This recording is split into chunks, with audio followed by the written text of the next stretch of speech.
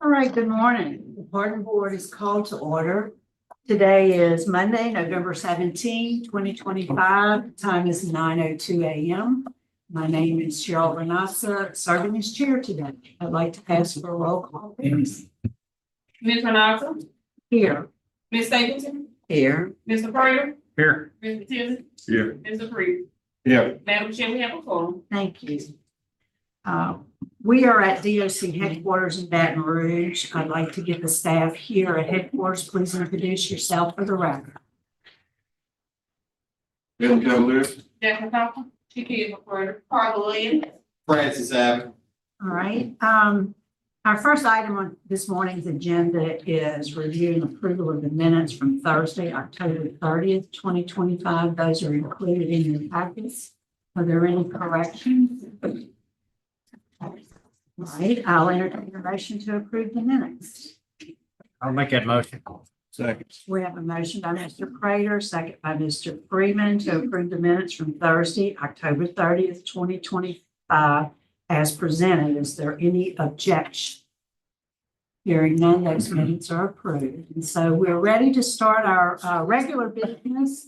The next item is consideration of application for clemency or pardon. And we will allow public comment on requests before any action item. So our first remote location this morning is at CATAHOULA Correctional Center. Mr. Augustine, good morning. Good morning, ma'am. Are you, is there an officer in the room with you? Yes, ma'am. Hi, I'm Tanya Stevenson, the transition specialist. All right, thank you, Ms. Stevenson, for accommodating us this morning. So, Mr. Augustine, would you introduce yourself, tell us your name and DOC number? I'm Anthony Tyrone Augustine, DOC number 430160. All right, Mr. Augustine, I'm just going to read some identifying information into the record. I'll ask you to verify if it's correct, and then I'm going to turn it over to Mr. Prater, seated to my immediate right. Your case has been assigned to him, so he'll take it from there. You ready? Yes, ma'am. All right, Mr. Augustine, you're here this morning seeking a commutation of your sentence. You were sentenced in the 12th Judicial District of Boyles Parish in August of 2000 for a manslaughter conviction. You received a 40-year sentence. You do have a good time date, which is December 23rd, 2033. Is that information correct, sir? Yes, ma'am. All right, Mr. Prater. Okay, Mr. Augustine, how are you today? I'm okay, sir. How about yourself? Okay, I'm doing good. I'm doing good. Thank you for asking. Okay, we've got a number of people here that are in opposition, and we'll get to those in just a minute. But what we like to do as a board, we like to find out a little bit about you and a little bit about your history since being incarcerated, how you've done, and what you think about the crime. And then we want to hear from somebody from CATAHOULA there, if there's anybody there that would be willing and knowledgeable to speak about your behavior at the institution. So to begin with, Mr. Augustine, would you tell us what got you put in jail and what you think about the crime and what you've been doing since then?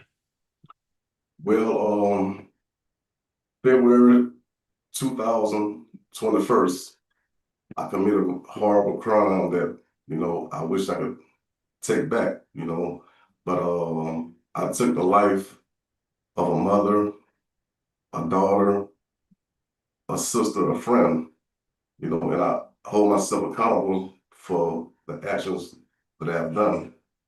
But since my incarceration, I have taken numerous classes, such as substance abuse, anger management, cage and rage, thinking for a change.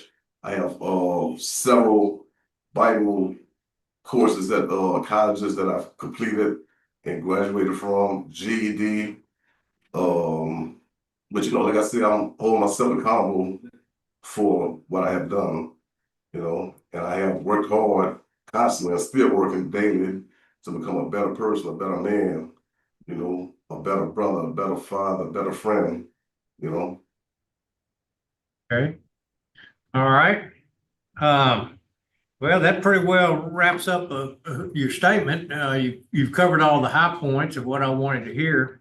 Let's hear somebody from CATAHOULA who's in the room there with you? I'm sorry, I missed the name. Tanya Stevenson, the DOC transition specialist. Yes, ma'am. Do you know this fellow very well and how he's behaved since he's been there and how long has he been there? I'm not sure how long he's been here, but he has no behavior problems. He was a trustee here at the main facility, but he's at the parish jail where he is a trustee there. Okay. All right. Well, thank you. I appreciate that information. You're welcome.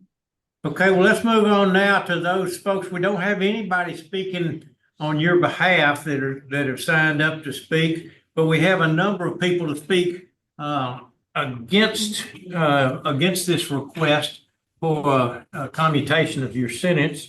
And so we'll begin. We have three people that will be speaking. We have Kia Greenhouse Allen, we have Cheryl Lewis, and we have Casey Greenhouse. They will be speaking. Now, there's a number of people that are here in attendance, and I don't know if you can see them or not, but it's J-Nex Greenhouse Jr., LaShawn Dixon, J-Nex Greenhouse Senior, Marie Jacobs, Chiquita Greenhouse, and Kim Greenhouse are also here, but they will not be speaking. They're just here for support and or support of each other. I would say in opposition of your request. So between Kia, Shara, and Casey, I will let y'all decide who will be first. When you speak, would you go to the podium? Please speak up so we can hear you good here at the board and on the microphone, and tell us what you have to say as far as your opposition. So whoever would like to go first, please introduce yourself. Hi, I'm Sheree Lewis. Okay, and let me apologize. I'm sorry, you were on Zoom, and I was introducing the folks that were here also. Yes, ma'am, you're on Zoom, and introduce yourself again. My name is Sheree Lewis, Okay, and I'm Sabitra's best friend. okay. And tell us why you're in opposition for this. Basically, because and I hear when he says that yes, he want to change, that he change and becoming a better person, but on the other end of it, he gets a second chance. Like he gets a second chance at life or whatever. My friend don't get a second chance, and he was selfish. I mean, he took a selfish move. You took her because of being selfish, and you left her child there with her, and yet you think you deserve another chance, which no, I'm not God and I'm not doubting that, but I'm just totally not for it. No. Okay. All right, Miss Lewis, we appreciate you taking time to give us your thoughts on this. Miss Allen or Miss Greenhouse, who would like to go next? I'll go next. Hello, my Okay. name is Kia Greenhouse Allen. I am the cousin of Sabitra Allen. I wrote a statement. I would like to express my strong opposition to the potential parole of Anthony Augustine for the murder of Sabitra Greenhouse. His actions not only resulted in the tragic loss of an innocent life, but they also left a lasting void in the lives of her daughter, Casey, and our family. Sabitra was murdered in her parents' home, a place that should have been a sanctuary. With this brutal act, Anthony robbed his child of her mother, leaving her to grow without the love and guidance that every child deserves from their parents. This senseless act of violence not only affected the victim, but has had a profound and painful impact on our entire family. Anthony does not deserve a second chance in society. His crime was not just a moment of anger. It was a calculated decision that shattered so many lives. I can never forget the words of the priest at her funeral. He stated that these were not the actions of a man, but that of a beast. The consequences of his actions are lifelong and cannot be undone.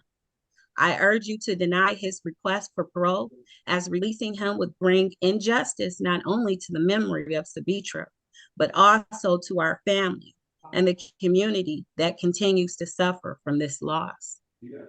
Thank you. Okay, thank you, ma'am, for taking time to be on Zoom with us, and we'll continue on then with the opposition. Now, Miss Casey Greenhouse, who is here at headquarters. Miss Casey, would you go up, Miss Greenhouse, would you go to the podium? There you go. Introduce yourself and tell us what's on your mind. My name is Casey Greenhouse. To the honorable members of the Louisiana Clemency Board, my name is Casey Greenhouse, and I stand before you as the daughter of Savitra Greenhouse, who on hate crime was committed against on February 21st, 2000, at the age of 18, by my biological father, Anthony Augustine. I am here today because my father murdered my mother. I was only 6 months old. The story I have of that horrific day is that my mother was sitting in the same room with me, working on her schoolwork so she could graduate high school and create a better future for the both of us. I was told she was young, hopeful, and determined. She was doing everything right, working hard for her life and for mine. But all of that was taken from her when he I was left in the room beside her lifeless body. I was found only because my aunt unexpectedly became ill at school and had to return. I cannot imagine how long I would have remained in that house, along with her if my aunt had fallen ill that day. That is how my life began, not with safety, not with love, but with violence, trauma, and a state of embarrassment. My 6-month-old life began with the loss of both my parents because of his choices. I grew up without a mother and without the father who should have protected me. I spent my childhood wondering what my mother's voice sounded like, what her laugh sounded like, whether my smile looked like hers, whether my sh came from her, there was, and basically, but I would never know because she was silent before I ever had the chance to remember her. My mother never had the chance to record videos, take pictures, or leave behind the way people do today. One of the most painful of many things I grew up with was the longing to hear my mother's voice. I would wonder what she sounded like, and then it would hit me. At least he still has a voice to this day. Yet my mother remains silent and forever will remain silent. No videos, no saved messages, nothing. I grew up watching other children make Mother's Day cards, but I had no mother to give one to. I watched other girls have their hair brushed by their mothers, get help picking out dresses, get cheered for school sports graduations. I never had any of that because I was robbed of my mother. She wasn't there for any first days of schools, my birthday, my heartbreaks, my first job, my college applications, my adult decisions, any milestones that should have been shaped by my mother's love. She should have been here. She should have been there for my wedding one day. She should have been there to help me prepare for motherhood when the time comes. She should have had a chance to be a grandma, but she won't, because that was taken from her. Every single holiday, celebration, and ordinary day has been marked by her absence. I grew up emotional anxiety, sadness, and a deep abuse that words can barely describe. My entire identity was shaped by a crime I did not choose, a loss I could not stop, and a moment I was too young to remember, but will spend the rest of my life feeling from. Ag did not just take my mother's life, it destroyed 2 families. My grandparents, aunts, and uncles raised me. They're only 3 walking on eggshells, so they didn't speak out of anger about my father. For 26 years, emotions, trauma, and unspoken pain were bottled up so that they would not hurt me further. They had to comfort a crying baby one morning their murdered daughter and niece. No family should ever endure that. His family suffered because of his choices. They lost him as well. This was not just a crime against one person, it was a wound that spread across generations. In 2015, I received a letter, and in that letter, there was no apology from my father. No explanation, no accountability. Nothing that acknowledged the lifelong pain caused by your choices. Wrote that you love me, but I must ask, how could you love me, left me alone in a home with my mother's lifeless body? Where was the mercy in that letter for me? Where your actions? There was not a sense of remorse to that day that could be sensed at any point in that letter. How could you claim you love me while abandoning me in the darkness? Most terrifying moment a child could ever experience. Growing up when I struggled through depression, while wondering why not me instead of her, And even worse, I feared that when you got out, you might come back and finish what you started. That fear existed and continues to exist because of what you did. How can I form a bond with someone who never cared about me from the beginning? How can I trust you? How can I open my life to someone who hurt my husband in front of me and abandoned me immediately after? It loved me so much, why did you just walk away from the relationship? I think you choose freedom and raise me like a father should. Instead, you chose violence. You chose this. You chose to destroy our family and the future I should have had. And now we're here. For your child, your daughter, forced to stand before a clemency board, begging, pleading, fight for her mother because of the actions of her own father. I can't agree or release or to do any kind of bond with someone who never cared about me from the beginning. Someone who robbed everything that mattered the most in life. That is not love. Today, the man who caused all of this pain is asking for clemency, asking for mercy, but I ask this board, why was the mercy for my mother? Why was the mercy for me? The 6-month-old baby left crying beside her body. Why was the mercy for either of our families who have carried this trauma for decades? Mercy was never granted to us, to her. Why should it be granted now? Where was the clemency when she was carried by 6, while you were still breathing and had opportunity to be judged? Clemency cannot bring my mother back. It cannot restore the life she was building. It cannot give me the childhood I lost. I never heard, or the memories I never got to make. Instead, her choices destroyed our created generational trauma and forced a lifetime and I answer questions. For 6 years, I've lived an emotional roller coaster, begging, pleading, and fighting for justice for my mother, because the person who should have protected us chose not to. This has shaped our life, and today I speak it to honor what we lived through and ask for justice that reflects that reality. Great mercy, not be justice. It'll be different to the lifelong consequences of his choices. Clemency cannot undo what was done. It cannot bring my mother back. It cannot give me the chance to hear her voice, to hug her, to know her love. Granting clemency in this case would not be just, it would erase accountability for a choice that was both selfish and irreversible. I have lived every single walking day with the weight of this tragedy. For all these reasons, I stand before you, requesting you to honor my mother's life, honor her dreams, honor the silence she left behind, the silence created by violence, not choice. Let justice remain firm because of mercy. I restore the once. I'm from the earth support to deny clemency. That is the only mercy that remains. Let justice remain firm because mercy was already stolen from us the day she was murdered. I would like to thank you all for this opportunity to stand before you and have this with my mother. Good job. Thank you. Thank you very much for the reading that to us. And we also have been supplied that letter and read it. And I honestly had to take a break from studying my cases after I read that letter because that was tough.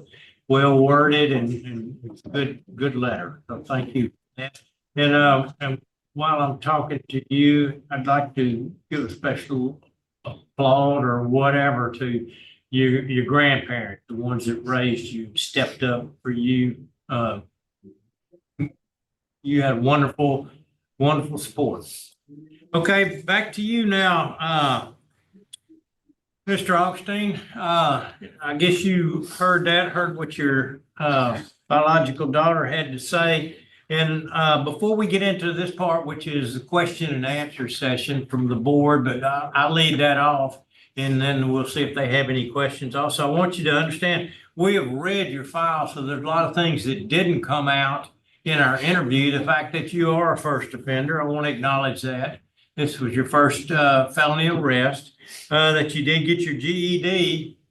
You said that in your opening statement, but I saw that and I was particularly impressed by that one of your supervisors there in the work release, I believe it was, but the security supervisor there did write a good letter since they've known you, which is the time you've been incarcerated, that you've been a model prisoner.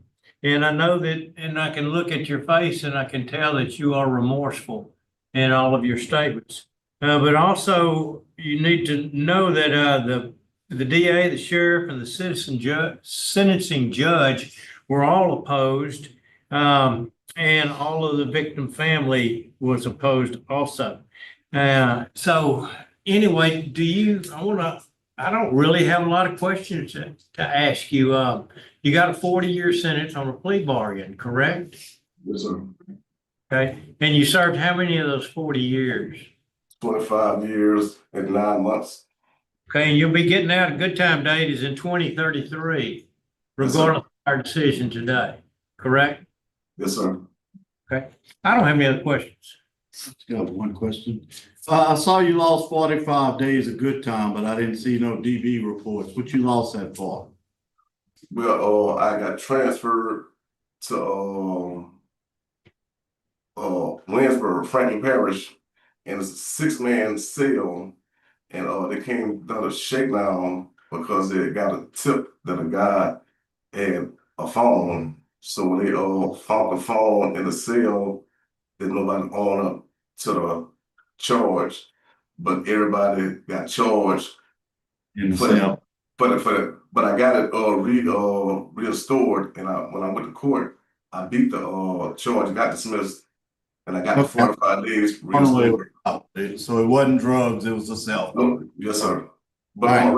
my route sheet, I have it. It showed that it was restored because it was. Yeah, I see that. Yes, sir. Okay. All right. Is that all you got, sir? That's it. Anybody else got any questions? I got one. I got something that I noticed on your commutation application, which goes back to, I didn't hear you say you took any crime victims, awareness classes when you were talking. I might have missed it or something. Did you get anything that said crime victim awareness? No, ma'am. The facilities that I was at, they didn't have that program, that class. Okay, well, I did notice that after all these years, when you put in for your commutation, it asked what was the reason, in your own words, for the offense. And one of the things that you say is because I just couldn't bear having my only child taken away from me for no reason besides her daughter's mother being spiteful. So, I don't know. I don't remember. I don't recall that right there. You don't recall that? Well, that was part of your statement, so maybe you want to kind of rethink that. That was something that stood out to me. Okay, thank you very much. Yes, ma'am. All right, I don't see any other questions, Mr. Augustine, so I think we are prepared to vote. Mr. Prater voted first. Okay, because of the victim opposition, which was very touching because of the other law enforcement opposition, because of the fact you took a plea bargain and because of the fact that you gonna get out earlier than expected anyway, and you took a plea bargain 40 years and you took someone's life, I don't think you've served sufficient time, although I wanna tell you, I'm impressed with your behavior and the efforts that you've made there, so I don't wanna leave you without hope or anything, but I do honestly feel like that you need to go ahead and serve some more time. Mr. Freeman, I concur with Mr. Prater. Mr. Tillis, I agree with Mr. Prater. Mrs. Stapleton. I concur, Mr. Prater. All right, Mr. Augustine, received 4 votes to deny your application today. So today your application for commutation's been denied, sir. Good luck to you. Well,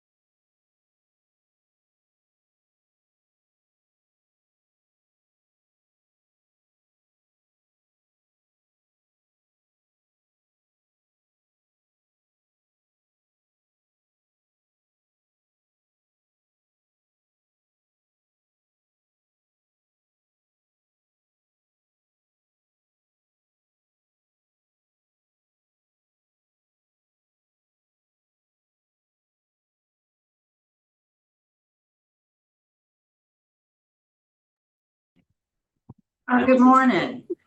Pardon Board is reconvening at Elaine Hunt Correctional Center. Warden, good morning. Would you and any staff introduce themselves for the record? Keith Turner, Warden, Elaine Hunt. Christy LeBlanc, classification. Joe Buttress, Assistant Warden. Thank y'all for accommodating us this morning. And today is November 17th, 2025. And we have before us Mr. Kraft. Good morning, sir. Good morning, how y'all doing? Good. Would you introduce yourself? Tell us your name and DOC number, please. My name is Kirkland Craft, DOC number 731150. Sir, Mr. Kraft. So I'll read some identifying information into the record, ask you to verify if it's correct, and then I'm going to turn it over to Mr. Freeman, seated to my far right. Your case has been assigned to him, so he'll take the lead on the interview. Yes, Right? Yes, So, ma'am. Mr. Kraft, you are here seeking a commutation of your sentence. You were sentenced in the 16th Judicial District, St. Mary Parish. You received a 40-year sentence for manslaughter, and you received a 10-year sentence for obstruction of justice. And those sentences are running consecutively. Is that information correct, sir? Yes, ma'am. All right, Mr. Freeman. Okay, Mr. Kraft, good morning. Good morning. First off, tell us a little bit, what was your role in this situation? And what have you done while you've been there to better yourself and prepare you for the outside work? My role in the situation was, it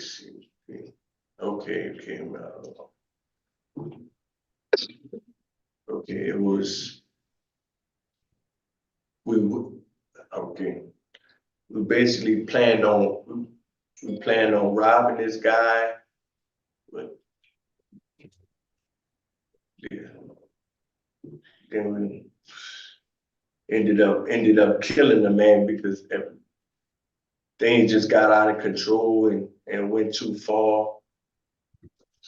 I tried to intervene and stop what was going on.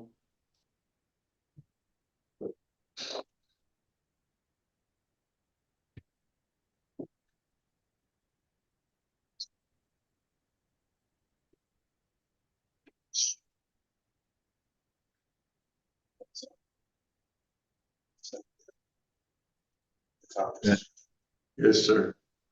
And so I'm gonna ask you more specific questions in a little while. We'll get more into it. I got some stuff written down. And tell me this, what kind of classes and what kind of stuff have you done to prepare yourself for release? Why do you think we should consider cutting your sentence today? I've been a mentor in the veterans program for about a year now. I've taken Cage of Rage, Living in Balance, part 1 and 2. I've also been facilitating a class called Celebrate Recovery, which is a substance abuse course. And I also obtained the trade. I'm a level 1 heavy equipment operator. So Okay. I just changed my life completely. Okay. All right. Well, let's hear from the people that are opposed to your release. And first, let me find out. Ms. Crystal Harris is on Zoom. Do you wish to speak, ma'am? They said you were unsure earlier. Ms. Crystal Harris? Yes, I would like to speak. Okay, Ms. Harris, tell us what you want us to know. You are the mother. Please forgive me. I'm doing my breathing technique. I'm so sorry. I do want to speak.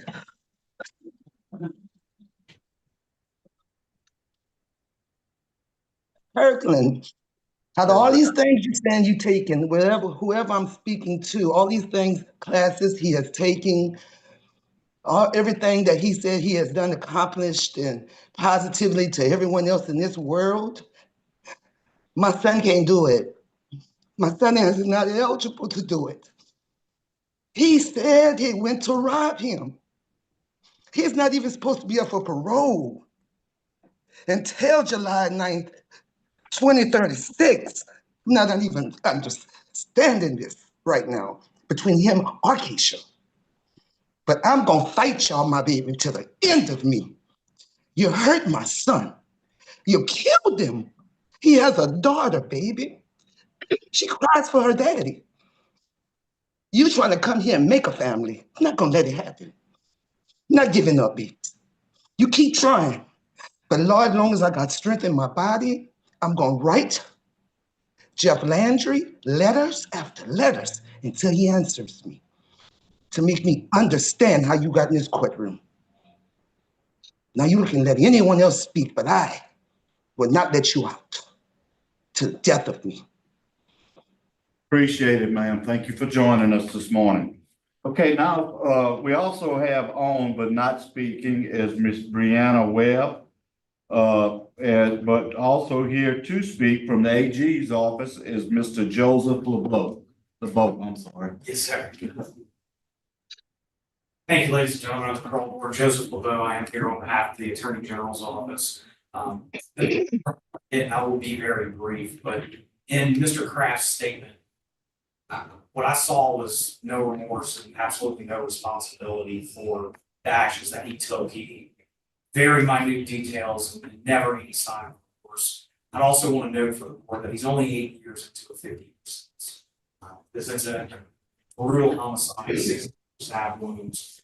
I think the more appropriate remedy would be for the board to allow that parole eligibility. I think it's 2036, and to consider it at that time much more appropriate as opposed to 8 years into a 50-year sentence. I had clemency. So the AG's office is opposed. I know the victim's mother is also on Zoom. She's opposed. To thank everybody for their time, their consideration, and noting our opposition to the clemency. Thank you. Mr. Steve, may I speak? Who is this? This is Brianna. I decided to speak. May I speak? Yes, ma'am, you can speak. You would be the third speaker. Go ahead, ma'am. Yes, sir. I would just like to say, I don't think it's okay for him to get out. I just had to deal with my teenage niece asking me why she can't go with her daddy. She been crying all week because it just like his anniversary was just last month at the end of the month. And now it's holiday time, sir. It's kind of hard for y'all to keep asking us this and opening up all wounds so people could get out early, but they didn't care about when they plotted to rob him. Like, that is a crime. I don't know if it's okay. We're not painting a picture for the youth to, you do a crime, you go do a little bit of time and you can get out. I don't think that's okay to paint a picture to the youth like that. The youth need to know you do something, you would do the consequences for whatever you do. The youth need to know that. We cannot paint a picture. The youth is already bad. Kirkland is not helping the youth by getting early parole. It's not fair to our family. It's not fair to his daughter. It's not fair to none of us that he gets to sit in front of us and my brother is laying 6 feet under when maggots eating off of him. It's not fair. So I don't think that he should get early parole if it's anything I have to say about it. I think he should just stay there and do his time like he did the crime. You planned that, so plan to do your time. My niece can't be a daddy's daughter. She'll never get to walk down the aisle with her father. She'll never get that. She can't go to daddy-daughter dances. She got nobody at her game sometimes because her mom got to work twice as hard because she's a single mom. And she don't have nobody at her game to support her. We're all trying to work to make sure she's good. Sometimes she don't have a father to go celebrate her at her tournaments. She'll never have nobody. She don't get to be a daddy's girl. She got to watch all the other little girls go to daddy-daughter dances while she sit on the sideline because she don't have a dad. Who she's going to dance with? She don't have nobody. She don't have a father. Like, that's not fair to her. She's a teenage girl. Imagine a teenage girl with no dad. That is something nobody have to deal with, shouldn't have to deal with. I don't think it's fair. And for y'all to keep opening up old stab wounds by keep on going up for parole is even more insane. This is old wounds reopening every time we get on one of these parole. I'm sorry, I'm not trying to seem aggressive or aggravated, but it's old wounds keep reopening. It's old wounds.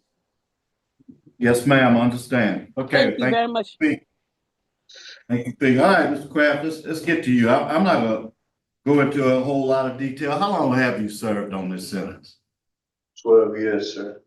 12 years of a 50-year sentence. Okay, that's quite frankly, that's just not even close to enough for what you did.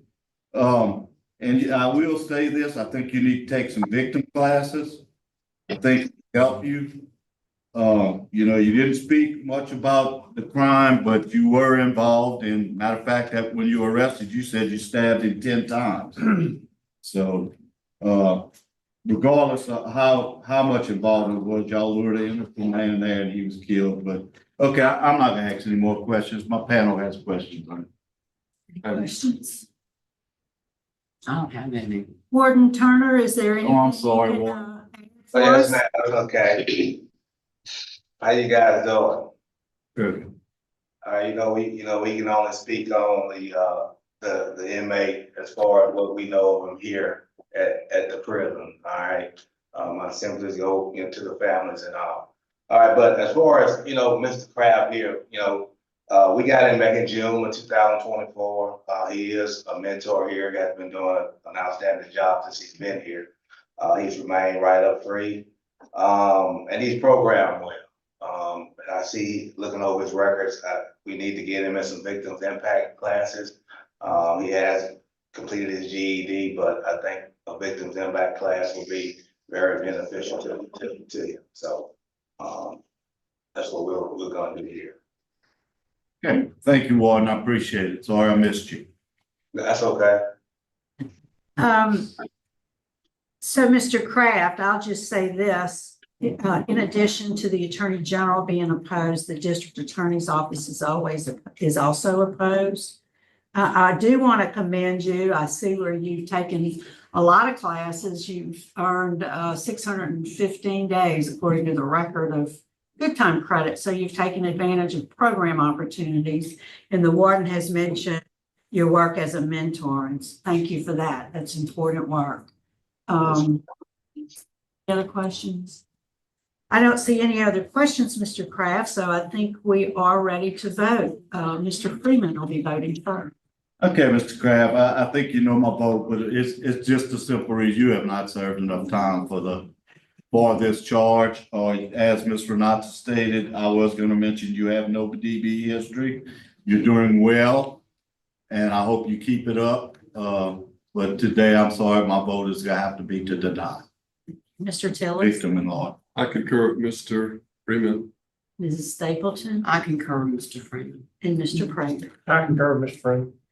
So, Mr. Kraft, your request for clemency has been denied this morning. Good luck to you, sir. Keep working. Warden, that concludes our business at front. We're going to sign off. Thank you.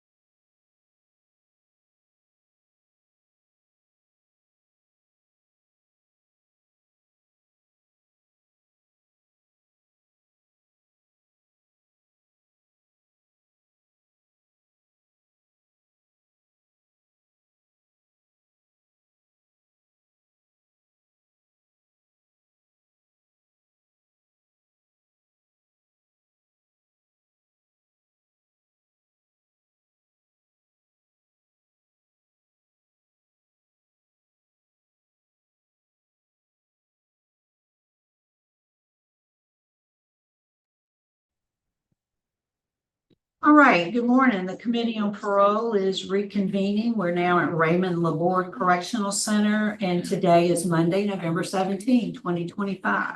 Good morning, Warden. Would you and any staff please introduce yourselves? Deputy Warden Nikki Shinbear. Raven Heath Classification, Melissa Joshua Records. All right, thanks for accommodating us this morning. And we have before us Mr. Evans. Good morning. Morning. Would you introduce yourself, sir? Tell us your name and DOC number. Derrick Evans, 470-599. Yes, sir. And you're represented by counsel this morning. Would the attorneys please introduce for the record, please? My name is William Daniel Dice. I represent Mr. Evans, appearing on his behalf. Thank you, sir. And you also, let's see, we also have on Zoom with Mr. Dice, Jimmy Murphy and Clara Evans. That's Mr. Evans' parents. We also have here with us today in opposition, we have Mr. Billy Harrington, the district attorney is here, Alice Hardison, Crystalline Edwards, and Ashley Edwards and Johnny Edwards. And for those who've indicated they want to speak, we'll call on them at the appropriate time to do so.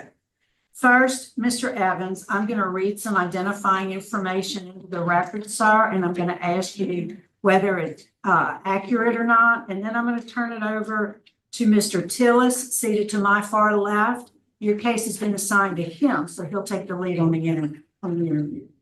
Okay? Yeah. All right. Mr. Evans, you're here this morning seeking a commutation of your sentence. You were sentenced in the 10th Judicial District, Natchitoches Parish, January 2010. For attempted manslaughter, you received a 20-year sentence. Then in August 2013, for simple escape, you received a 5-year sentence. Those are running consecutively, so you have a total sentence of 25 years. You do have a parole eligibility date, which is August 22nd of 2030, but your good time release date precedes that. It's February 27, 2030. Is that information correct? Yes, ma'am. All right, I'm going to turn it over to Mr. Tillis. Good morning, Mr. Evans. How are you? I'm blessed. How about yourself? Good, good. Tell us what caused you to be incarcerated and what have you done since you've been incarcerated to better yourself? I took law enforcement to my own hands. I acted out of stupidity, immature, and I've been taking a lot of classes, just trying to see, what caused me to do it and what caused me to react the way that I did. And I've been able to pinpoint those, different characteristics, the trauma that caused me to act out and do the stuff that I was doing and cause the anger that was inside. I took a lot of classes to better myself to be a productive citizen once I get back into society and be able to take care of my kids. Which class impact you the most? Most definitely victim impact. It actually showed me that my actions not only hurt the victims, but it hurt the victims' friends and, their community, a lot of people that interact with them every day. So, it was like very important for me to know that, like the depth of my actions and what they cause.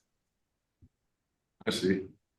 Warden, do you have anything you can say on his behalf? As he said, he's taken a lot of programs, a lot of vocational programs and a lot of therapeutic programs. He seems to be going in the right direction. He does a good job for us here. Thank you so much. Also, we have, I guess the attorney wants to speak last, but we have the father, Mr. Jimmy. What would you like to tell us about your son? Hello, I am speaking on behalf of Mr. Murphy and Mrs. Evans. They are still at work. We were under the impression that Mr. Evans' case was going to be moved last, so they were scheduled to be here at a different time. and I apologize. Mr. Dice is on. I'm available to speak whenever the board requests. Yes, and he's by telephone traveling to his next hearing. Okay, tell us what you want us to know from Mr. Jimmy Murphy and Ms. Evans. Mr. Dice? Well, they're supportive of their child. He's been in jail a long time, and he's taken a lot of programs, a lot of counseling, and he's in a position, I believe, that he would be of no danger. He would be a contributing citizen. He'd work, he'd provide income, and for his children, which is important.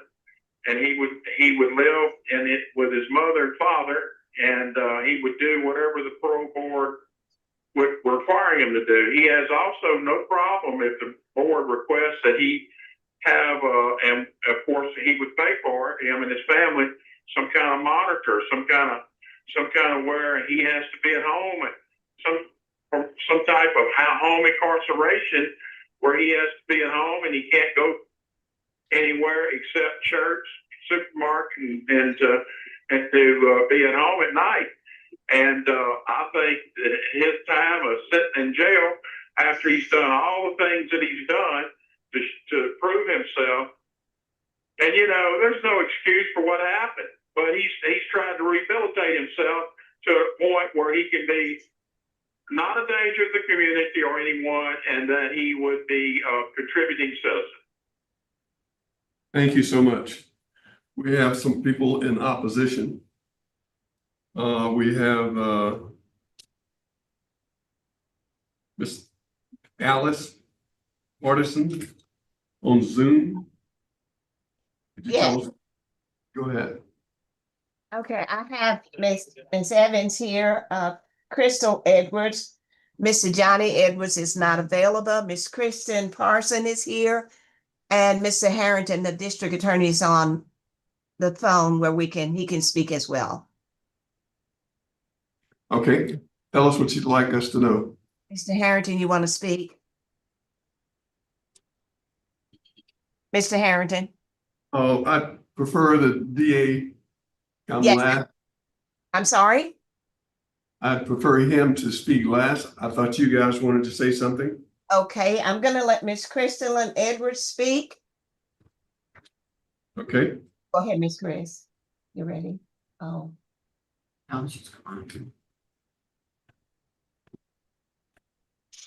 It's okay. 1 minute, just give us a second. What about Ms. Harrison? If you want to do this. And say first. You ready? Miss Chris, get over the water.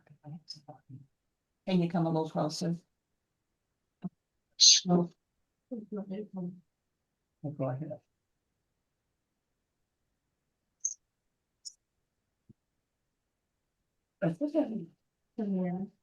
Yes.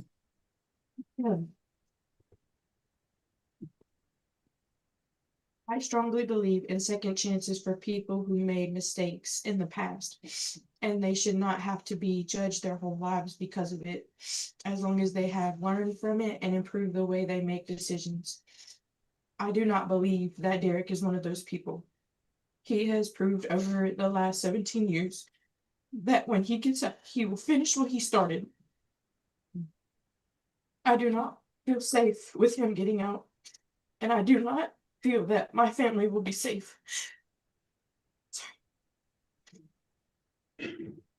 I believe that he wants to be a family, but we do not feel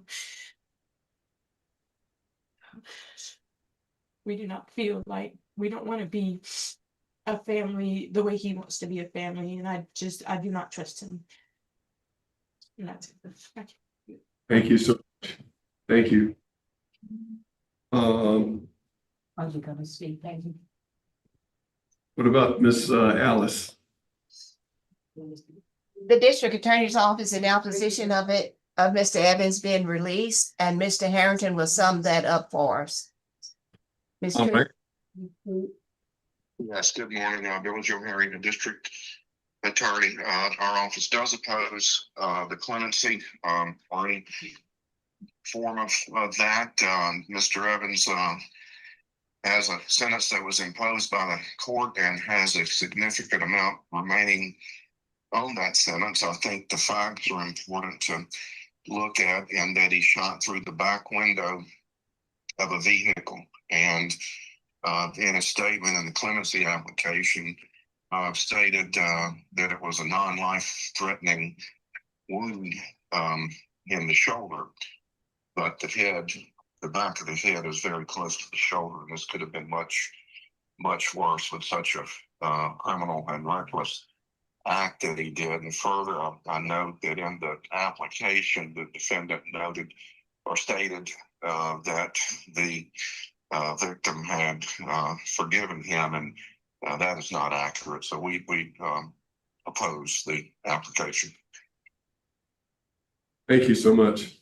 I've got a question for you while the district attorney's on there. He does say in this application, just like what you just said, that they speak regularly and they've all forgiven him. That's not true. That's what I wanted to check out, because he shouldn't be having contact with his victims. So that's not happening. They're saying that's not true. That's not accurate. Yeah, so if he makes a call up there or something like that, it should be blocked. And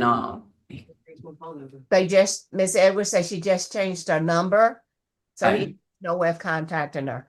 that's good. Okay, I just wanted to check for y'all's own peace of mind that this is not happening. So I want to make sure you understand, Mr. Evans, you are not to contact your victims directly or by third party. Do you understand that?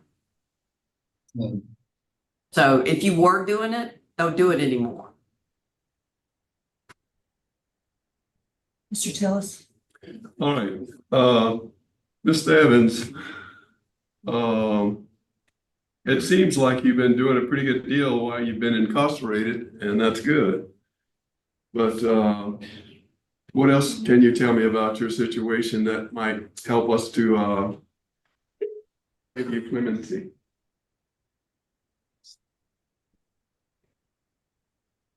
Come from a long line of just childhood trauma. Not having my mother really in my life, just really having a father. So growing up, a lot of stuff I was so wrong. I didn't know how to really take accountability for my actions. And I see that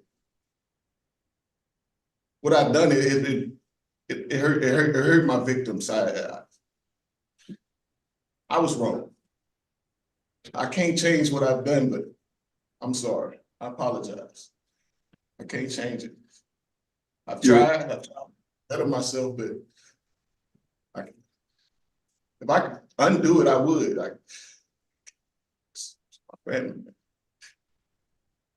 Sorry. I see you a third felony offense. So you got in a lot of trouble while you were young? Yes, sir. I see the remorsefulness in you, and I think that's good. And I think you're on the right track of trying to better yourself. I realize too, you can't change what has happened, but at least you're trying to change your future, and that's good. Any of my colleagues have anything they want to say? I just want to ask about the offense in 2002 for the second-degree murder. It was reduced to aggravated assault. What was your role in that case? I had got robbed. And I took the law into my own hands. Like I said, I was raised wrong. I was raised, not to call law enforcement and stuff like that. I was raised wrong. Have it yourself. I didn't know that until now, by being in prison. I didn't know. I'm sorry. Sorry. All right. I have no further questions. I just have one, and that would be,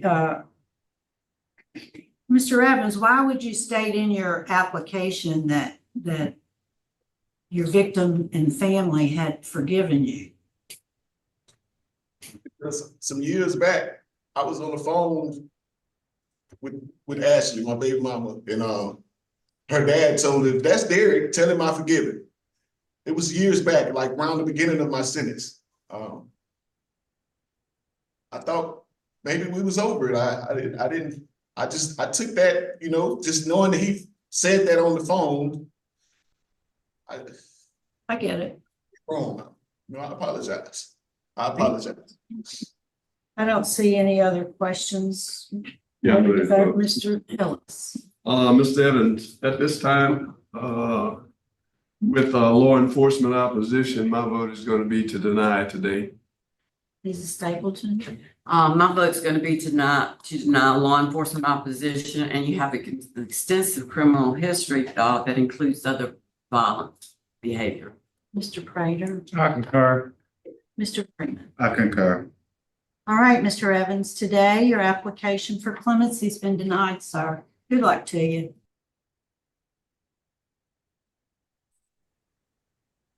You did good. You did. And he has to.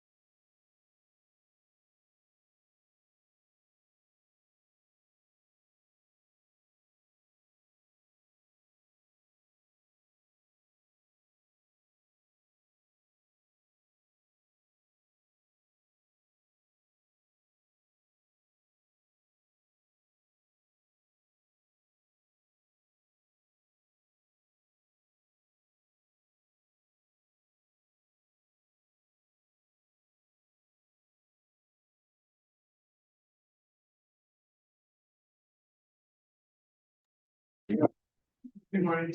Sir, would you introduce yourself? Tell us your name and your current mailing address. My name is Michael Sean Harper.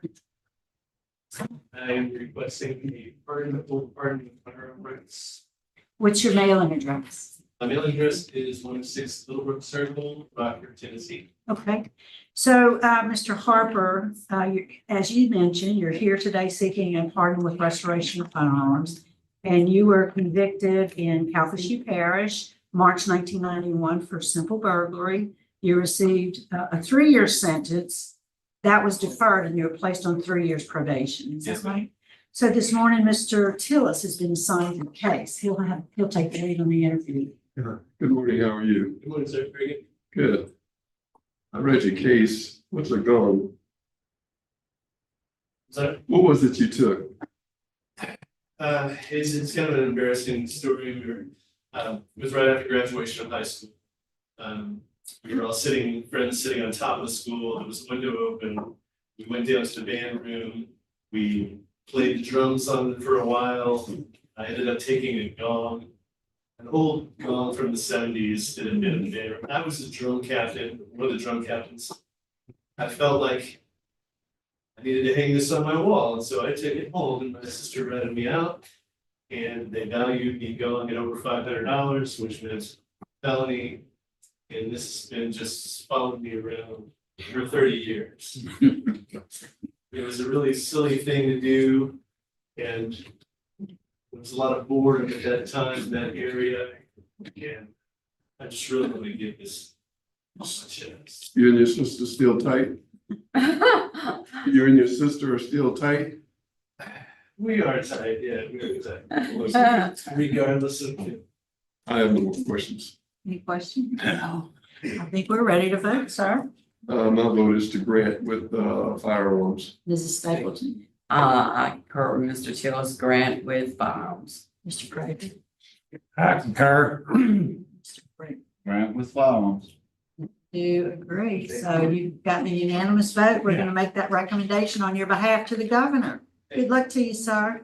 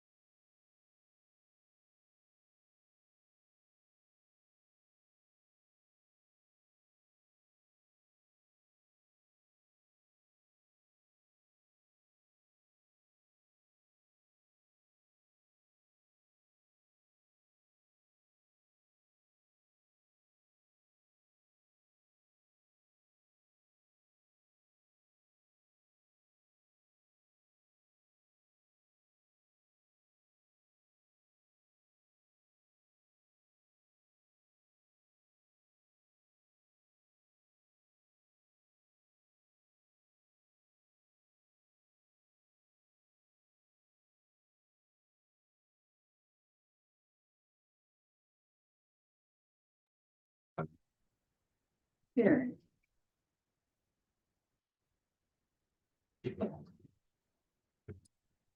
Good morning. So, Mr. Gaston, would you introduce yourself? Tell us your name and your current mailing address. Okay, Leonard Gaston, date of birth 11/3/1960. My address is 151 South 16, apartment C24. Thank you, sir. And for the record, you do have a DOC number. It's 106201. Yes, ma'am. And I see you're represented by counsel. Would you introduce yourself for the record, sir? Morning, members of the board. Frank Ferrara. I've been representing him for a long time. Mr. Fernandez, good to see you. Good to see you. You're looking good. You probably want to see my wife over here. You probably more often to see her Yes, than you do yes. me. And good to see you all. Nice to meet the members I haven't met before. And good to see you all. And I'm representing you. Thank you, sir. All right, Mr. Gaston, let me acknowledge the folks who you have here with you. You have your brother Montreal Gaston and your dad, Napoleon. And your brother will be speaking on your behalf. On Zoom, we do have Ms. Lori Connor in opposition, and she will be speaking at the appropriate time. We'll ask her to do so. So I'll read some identifying information into the record, ask you to confirm that it's true and accurate. Then I'm going to turn it over to Mrs. Stapleton. She'll have some questions for you. We'll hear from your brother and your attorney, and then we'll hear from Ms. Lori Connor before she actually starts her interview. Thank you. Mr. Gaston, I already mentioned your DOC number. You are seeking a commutation of your sentence. You were sentenced in East Baton Rouge Parish as a habitual felony offender, fifth offender. In May of 2001, you received a life sentence, theft $500 or more, illegal possession of stolen things, and simple robbery. Is that information correct? And as I understand it, you were granted parole. Yes, ma'am. In 2015. Yes. And then you have since been converted to inactive parole supervision in 2023. Okay. Mrs. Stapleton. Okay, why don't you tell me, from what I can hear, you have a long criminal history dating back to juvenile and then coming into your adulthood. And why don't you tell me something about that? Because when somebody gets a pardon, that just wipes everything off, you know, I mean, so that, and that's what you're wanting, but this is extensive. I had that as a juvenile, you were arrested 7 times, and then as an adult, 29 times, ranging from the misdemeanor theft to attempted second-degree murder. I mean, you eventually got charged with life. So why don't you explain your life to me? That was. Well, at the time, ma'am, I was young and foolish, running with people I shouldn't have been running to. After me being incarcerated, and you know, I just decided this is not the life I want. I just, you know, decided to start doing right. That's all I've been doing since I've been home to 10 years, working, you know, helping in the community and stuff. Okay, so what is your job? What do you do? I do janitorial service. Janitorial services. I've been doing it for 10 years, cleaning buildings. Okay, and then you said helping in the community. What kind of help in the community do you do? Oh, well, I go out, like if I'm in the park, I, you know, play basketball with some of the young kids. I talk to them in my neighborhood, but they look up to me. A lot of them know me and stuff. And I talk to them, let them know, you know, what not to do, you know, and to do right. You know, go to school, get the education and stuff, and not, you know, make a mistake that I made. So how many years did you serve? 15 years, man. You served 15 Yes, years, ma'am. okay. And that was on a life sentence, correct? Yes, ma'am. All right, and while you were in jail those 15 years, you said that's when you had an awakening that you didn't want to do that. What were some of the things that happened while you were in prison that made you come to this conclusion? Oh, well, I hurt my family, number one. I hurt myself. I know you know, that wasn't no place I wanted to be. Well, you know what? You had victims too. You hadn't mentioned them. Well, I'm sorry about, don't hurt anyone too. I'm really sorry about that. Mhm. And I would never, you know, What about the armed robbery you were involved in? Or the cigarettes? okay, well, it wasn't no weapon used. It was just, you know, just took the cigarettes, man. And I know it was wrong and, you know, and like I say, you know, I'm sorry. I'm really sorry for that. And I'll never do nothing like that again. That's foolish. So what did y'all do taking the cigarettes? How did y'all, you just, what? Just told her y'all wanted them or what? No, ma'am, we went into the store. They was behind the counter. Uh-huh. And we just picked them up and left out the door with them. So what was this charge that I'm reading here? Attempted second-degree murder. What was that? That must was within the parish prison. Okay, I don't know. It's just said that you had a charge of that. Committed no, only attempted murder I was charged with was in the parish prison. And what happened then? The DA didn't accept the charges. But what happened that brought the charge on? Oh, me and a guy had a fight, fell and hit his head. Uh-huh. And that they charged me with attempted murder. Mm-hmm. So let me ask you, when y'all went into that store, and it was 3 of y'all, right? Yes, Am I ma'am. correct? Yes, ma'am. And so,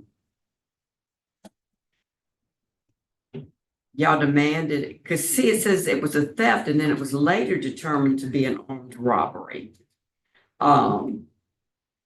You see where I read that there was the gun that was involved, that I guess it was later found. Excuse me, ma'am. You know what I'm thinking? What? The guy that was with me Uh-huh. on our way out the store, Uh-huh. he act like we had a gun, but we did not have no gun. That might be where that came in at. Okay. Yes, ma'am, but it was no weapon involved. So how do you think that your victim felt about that? I know they didn't feel good about it, and if they was here, you know, I'd like to let them know I'm sorry about it. You know, we, like I said, we just was young and just doing foolish things, and I'd have learned better. Do you think it would still be affecting that victim today? I would hope not, you know.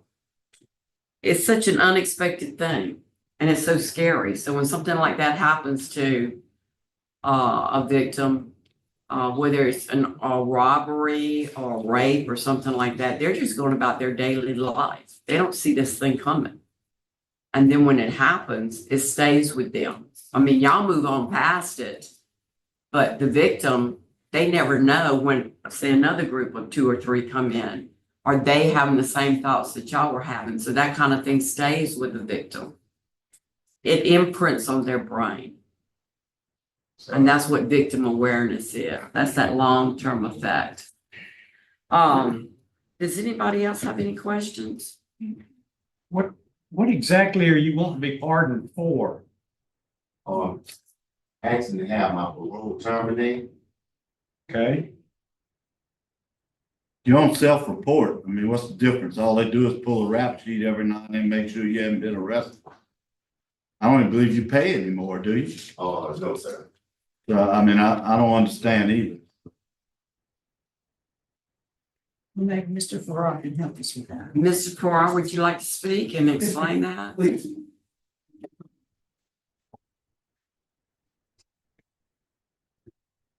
Board members of the board, I had, it's actually how we arrived at this point. We had some proceedings in the district court for Judge Myers, who was the judge that, as people get, retire and another person gets elected, they inherit a case. So he inherited the case, so we appeared before him.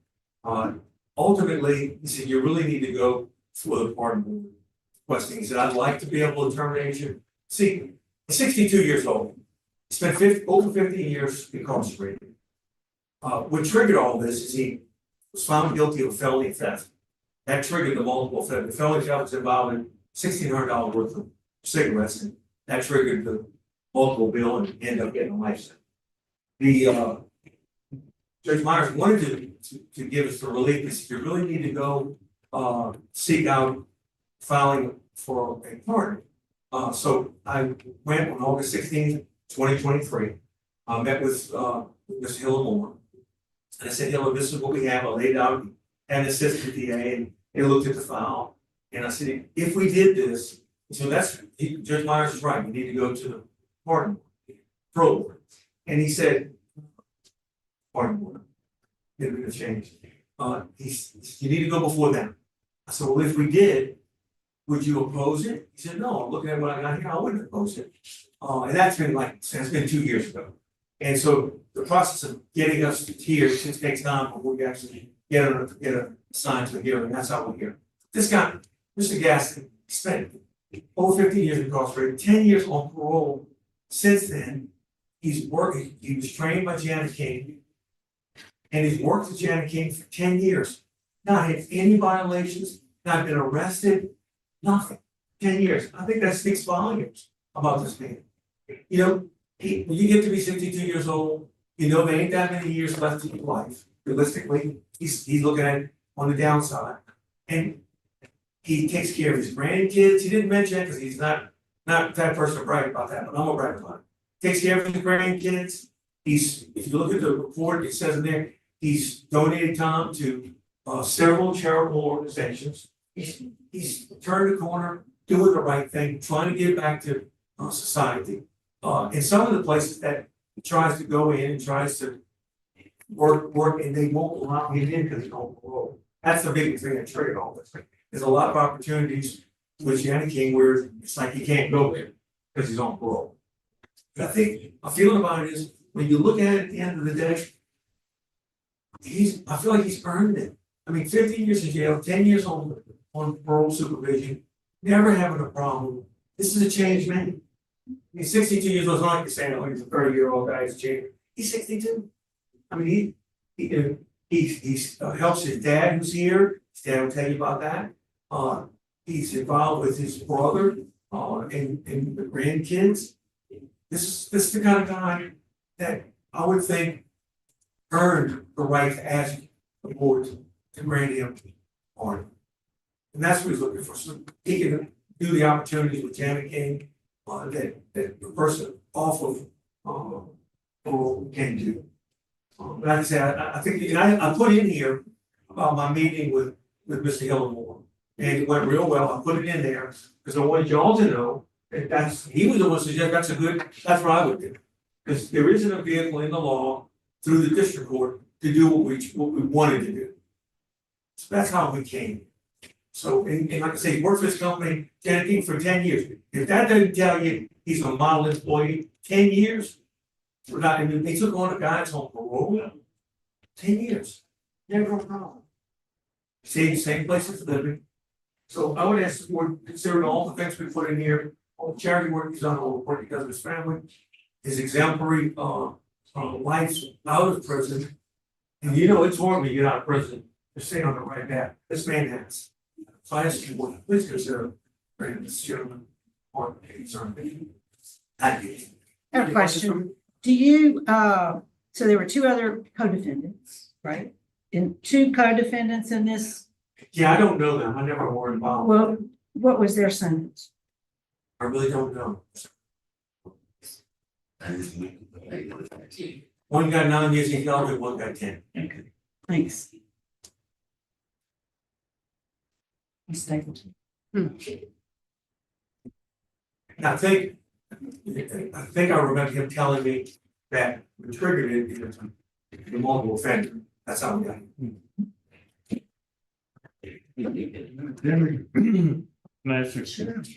I'm a little confused, and it may not be for you to answer this. It might be for someone else that's more knowledgeable about what we can do as a board. I personally would not have any objections to getting him not being on parole. I do have an objection to wiping away such an extensive criminal history. Is there a middle ground? And his record stays the same, but he'd just be off supervision. Okay. That answers my question. Okay. That's exactly. Right. So Right, what's the advantage of that? Yeah. What's the advantage of that? Just that he's not on parole? It's not for he can work places he can't work for Janet King now, they won't allow a person that's on parole to go to.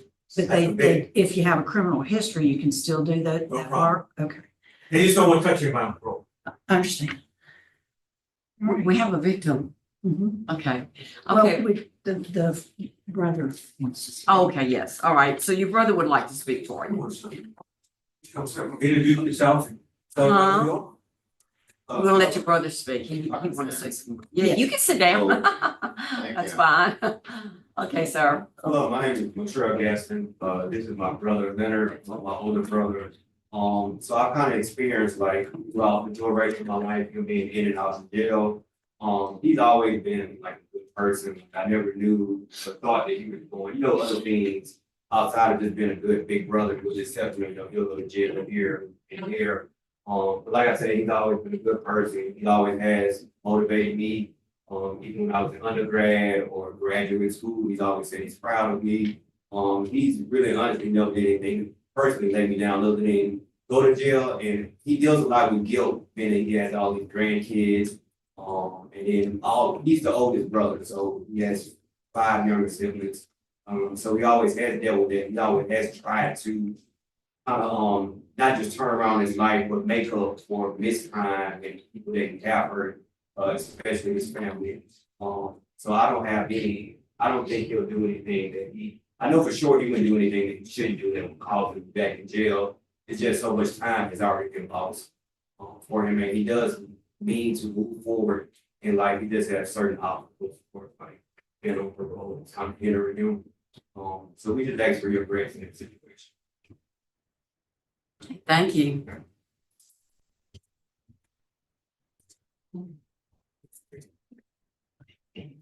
So now we go to our. You want to talk to your son? Why don't you introduce yourself to me? Okay. My name, I'm his father. My name is William Barnard Gaston Jr. Not to be confused with the boy one across the French, okay? You speak French? No, sir. Okay. Maybe plan a little bit too late, but never too late. But you tell the board, who you are. I'm his father. And I'm standing here asking y'all to have mercy on pardon my son. He have changed because I've talked to him every day and still instilling him the right way. Telling him he got to be mindful of the company he keeps. Everybody's not your friend. And everybody that smile with you not gonna cry with you. You don't have no fall partner, you're gonna fall by yourself. I instill my son the right way, not the wrong way. And I tell him every day to mind the company he keep. You can't hang out with anybody, because you're gonna end up in the system. And it's not nice, Does he take care of his grandkids? He take care of his grandkids. Does he drive them to school? He go to school and pick them up, because their parents have a job. And he helps his mother. If I need him, he there. If he need me, then I'm there, 100%. And you know he works for Janet King, right? Yeah, he works for John King. Is that the reason he's been working since he He's got out? been working since he got off, 10 years. The people he worked for, they love him. They treat him like he's a human being. Would you also say that he's sorry for everything that he had done? Would you agree that's true? He's sorry for everything he's done. Last time I asked you, how often do you see your son? I see my son every day. I talk to him every day. I instill in him wisdom, knowledge, and understanding. Out of all you get understanding. You got to have the mind of Christ to deal with society now. Now, he's asking to be let off of parole, rolled in. You okay with that? I'm asking for mercy for my son. You're a changed man. Nothing but God. Change. Okay, thank you very much, sir. God bless. Thank you. Okay, now I go do this. All right, this time we're gonna go to the victim survivor. Lori Connor, Yes, ma'am. go ahead and tell us what you would like us to know. Okay, it's very disappointing to hear what I just heard. He didn't just take cigarettes. Him with 2 other people. Sorry. They cased our joint. Okay, they cased the store. They didn't just come in and randomly steal some cigarettes. That's not what happened. We have cameras in our store, and we went back and we looked at it after the fact. He walked in the store, and mind you, this store, we wholesaled cigarettes, so we had lots of cigarettes on the back wall. Cigarettes are sold in half cases, and there's 30 cartons in a case. So if I have another store that comes in to get cigarettes, they take the empty box and then they fill up the cigarettes that they want and they go to the checkout counter. So that's why they had access to so many cigarettes. So don't just say you stole some cigarettes, because they walked out with three half cases. So if they filled them up, that was 90 cartons of cigarettes. Okay, it wasn't just that. When they came in the store, Mr. Gaston went over to the wine department where our wine racks were, and he stood over there and acted suspicious. Why? So I would sit there and watch him the whole time. And I did. So much so that I told the police which bottles of wine he picked up, so they got his fingerprints, and that's how they caught him. They chose my store because they had access to cigarettes, and also because it was all females, 20-something-year-old females, college kids that worked there besides my stock boy. So you took advantage of the fact that we were females and we weren't going to do anything. There's nothing we could do.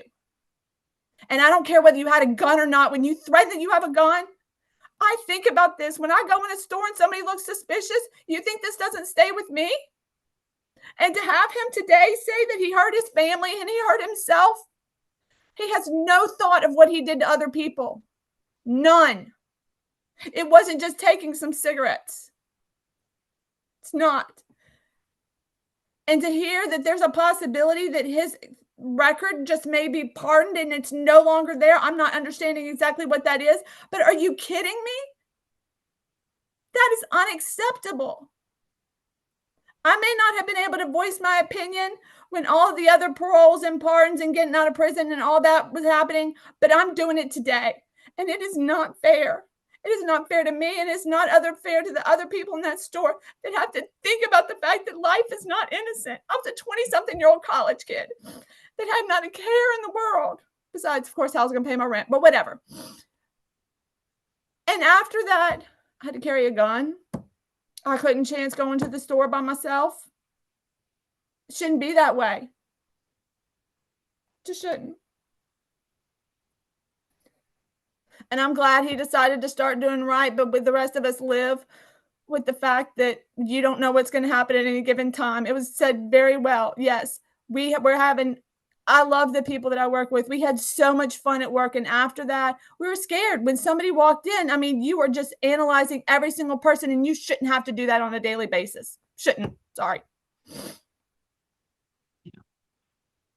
Yeah, I've seen that, and I've heard that from people that have suffered this same kind of crime that don't just go away for them.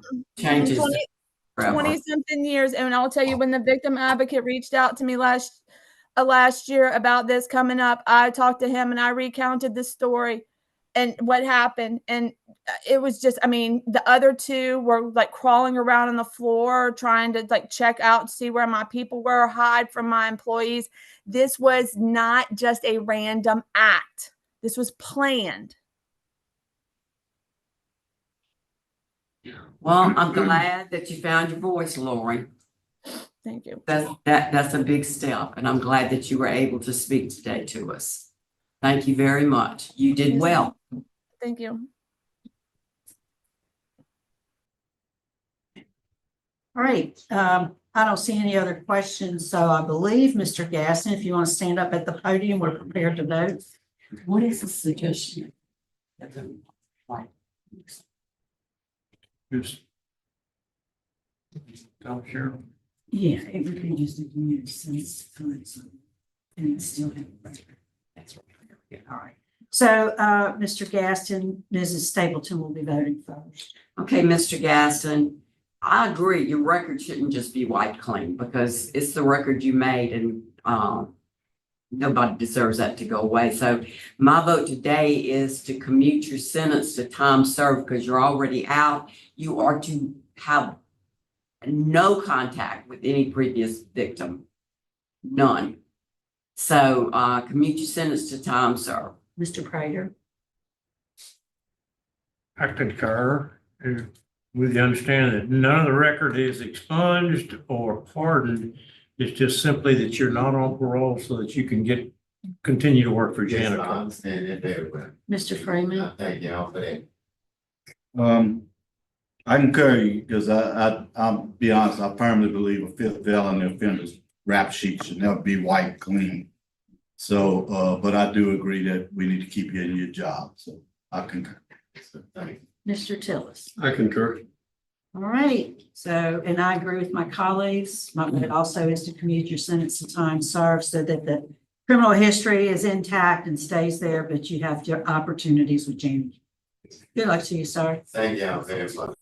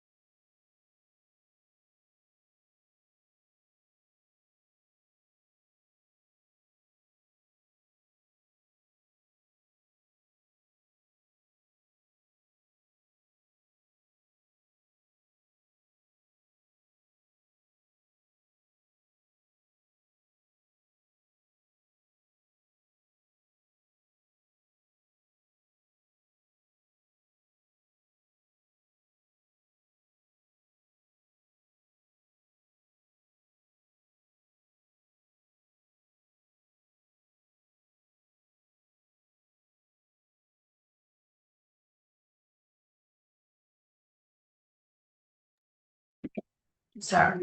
So, would you introduce yourself, sir? Tell us your name and mailing address. What's your mailing address? Mailing address. Say it again. Okay. Yes, sir, Mr. Cagler. You're here today seeking a pardon with restoration of firearms. You were sentenced in East Baton Rouge Parish in August 1986 for aggravated assault. You received a 90-day parish jail sentence that was suspended. You were placed on 6 months probation. Is that correct? Your case this morning has been assigned to Mr. Tillis. Would you answer his questions? Hey, Mr. Cagler, how are you? I'm good. Tell us what happened. When I was in 1986, I was a painter. And the guy that taught me how to paint, he was about 8, 9 years old and I was, and he didn't be right off the county. He had no problem. And went on the job and the guy was taking his money in. Giving it where he's supposed to give him. And I took the money from him and gave the guy his money. It wasn't no problem. I just took the money because I felt sorry for the guy because he had no problem. And when I left, they called the police and that's what really happened. No physical violence, and they just shook it out of name and gave the guy his money because he knew he couldn't count. And at that time, I just couldn't stand to see him do that. But So what have you been doing since that time? I've been training 35 years. I retired in 72, 73. I'm doing not too much training anymore because I'm 80, but if I would have done this process before now, but I didn't know it was down. It was roaring like it was. And then when I retired to do other things, that's when I saw it was on my record. Okay. But I hadn't been in any trouble or anything before since. Understood. I don't have any more questions. Any questions? Nope. I don't see any questions, Mr. Cagler, so I think we're ready to vote. Mr. Tillis? You're asking for gun rights also? I don't need no gun. I just want to work. Okay. My vote is to grant. Pardon with firearms or without? Pardon with firearms. Mrs. Stapleton? My vote is to grant pardon with firearms. You haven't been in any trouble. Mr. Prater? I concur, pardon with firearms. Mr. Freeman? Terrific cleansing period. I concur. Pardon with firearms. And my vote is the same. There's no opposition to your request, so we're going to make that recommendation on your behalf, Mr. Cagler. Good luck to you.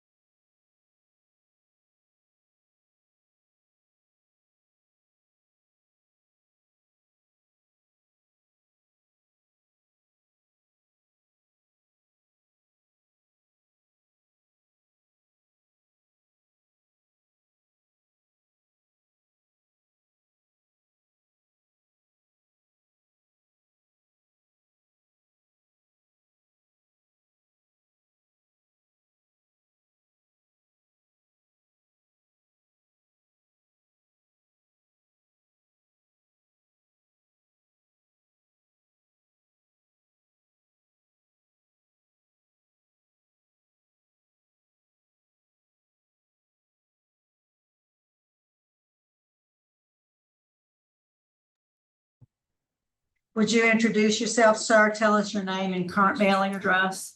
Robert Harrison Jr., 21-738 San Luis Road, exactly 707.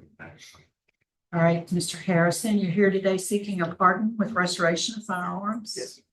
You were sentenced in East Baton Rouge Parish. You have you were sentenced in April 2003 for simple robbery, 2 counts. You received 18 months hard labor. And that was, is that right? Yeah. Correct. On 1 and 3 years hard labor on the second count. Then there's another conviction, also April 2003, indecent behavior with juveniles, where you received an 18-month hard labor sentence consecutive to the simple robbery. Yes. Okay. Your case this morning has been assigned to Mr. Prater. He'll take the lead. Okay, Mr. Harrison, how are you today? Wonderful. How are you, sir? Good, doing fine, doing fine. Okay, tell me the dates and what you did for every crime that you committed that you're wanting to be pardoned for. I was 17 for the indecent behavior. That was back in 2000. When that crime was committed, I was sentenced in 2003, along with some robbery. I was 19 years old with that and some burglary, which both occurred on the same day at the same time. So I was arrested for both. And then they put both cases together and sentenced me for all 3 April of 2003. Okay, so they sentenced you for the indecent behavior with a juvenile. Yes, sir. In that case, if I read right, and you were 17, the victim was 14. Yes, sir. Correct, and you didn't know the victim's age was what you intended. Had y'all been dating or something, or? She kind of liked me and we were neighbors. And so, it just kind of went that particular way at the time. Okay. She called me over when her mother was not home. Okay. Okay, and on the simple burglary and the simple robbery, that occurred the same day? Yes, sir. And tell me what happened on those. I was hanging with some friends that I shouldn't have been hanging with that day. And back then, I used to drugs. And in that particular instance, I found out later that they laced the drugs that were doing that particular day. They did not tell me. And then they had this grand scheme, hey, let's go do this, let's go do this, we can make a quick buck. And no one had a car with me, so I basically the getaway driver. So I went along with everything. And I'm at fault because I was there and I just. Okay. And somebody had a shotgun on one of them, right? Yes, the co-defendant had the shotgun. Okay. Because I noticed when you're in your application, you said you were with somebody. Yes, that committed a burglary and with somebody that robbed somebody with a shotgun instead of, so I was curious about that, but I just heard you take accountability. Yes. Okay, and then you got arrested in 2009 for disturbing the peace. Tell me about that. I was picking up my son that I had joint custody from his mother. And I was picking him up. We had a mutual meeting location at a McDonald's on Plank Road, on Airline. And that particular day, I was actually in class going to Bible college at the time. And I was picking my son up. She arrived late. And she told me, oh, I hadn't fed him yet. I was like, we got food prepared for him at the house. We need to go. And then I proceeded to pick him up and leave. And then I proceeded to be hit over the top of my head several times. And so the police were called to the scene and they basically charged us with stealing the fees that we were at a place of business. And that's how that ended. Say that last sentence again. I didn't hear you clearly. I said we were at the McDonald's. Right. And basically the police were called to the scene. And they basically gave me a summons to come to court for that particular instance in that scene. But you said you were just hit on top of the head? Yes, I didn't touch it on one. Who hit you on top of the head? My son's. Okay. And I even tried to subpoena the surveillance tape from the McDonald's to prove this fact. But they said in their statement that there was a malfunction with the hard drives. We were unable to burn a copy of the disk from that date in question to prove my innocence. And what happened to those charges? Basically, I pled to, what was that, disturbing the peace. I was on unsupervised probation, I did everything, and then they expunged it from my record. Okay. And then in 2013, you had a DWI. Yes, sir. Okay. What did you run on that DWI? 0.09. 0.09. Yes. Could you still drink? I can, but I choose not to. Do you still drink that? You choose not to? No, When did you choose not to first? after that situation, I never wanted that to occur again. I didn't even want to be associated with that. And where I've gone now, being minister, it's kind of frowned upon. Yes. So you don't drink and hadn't since 2013. And you were 17 and 19 when all this other happened. How old are you now? I am 42. I'll be 43 next week.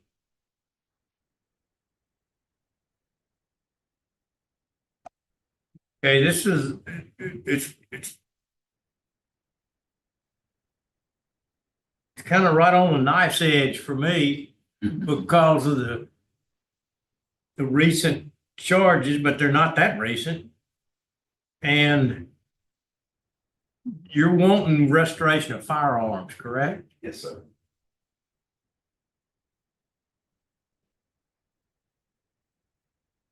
Okay. I'm gonna turn it over to my friends and see. Why did she hit you on the head? We've had issues ever since the judge gave me joint custody because she thought my convictions prior to would prevent me from even having the ability to have visitation with my son. So any instance to try to get me in trouble, she took full advantage of it. That's why we were at a meeting place of a public portion, because she didn't want to come and meet me at my family's home. And I sure wasn't going to go meet her on her turf at her family's home. So neither one of us could say what the other person was going to do. We had public witnesses. I see. I understand. I have no more questions. Any other questions? So tell us why you're seeking this pardon with firearms. Yeah, with firearms. Well, my convictions were at the age of 19, so I never really even got a chance to actually be a full citizen, full rights. Like I ruined that before I even got a chance to start. I've been behind the 8 ball from the moment that happened. And in that time, I got out of prison. I earned a college degree from Southern University in 2012. I went to Bible college. I earned a degree in Bible and theology in 2011. I also was granted by the state of Louisiana a real estate license, and I went before that board. I also went before the insurance commissioner and that board in 2024, and they granted me a license to become an insurance adjuster. So even with all those accomplishments, this thing still on me, it still has a lot of doors closed that I can't even open to provide a better life for myself and my family. Even with the public trust that has been granted to me by the state. What kind of relationship do you have with your son now? So we have the best relationship. I'm actually a grandfather. My grandson is 2. I can't wait to get out of here and play with him this particular Thanksgiving, because he's a little handful now. He's running around and he wants to be a little musician like grandpa. So I play the trumpet and he likes banging on the little piano and the little horn that I got. So, you know, it's one of our little things that we like to do together. And you no longer have to register as a sex offender. No, I was actually taken off the registry. It's about been 2 years. All right, any other questions? All right, I don't see any other questions. We're ready to vote, Mr. Prater. This is a tough one.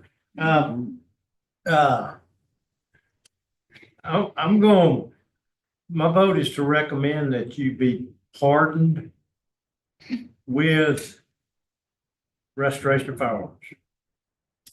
Mr. Freeman?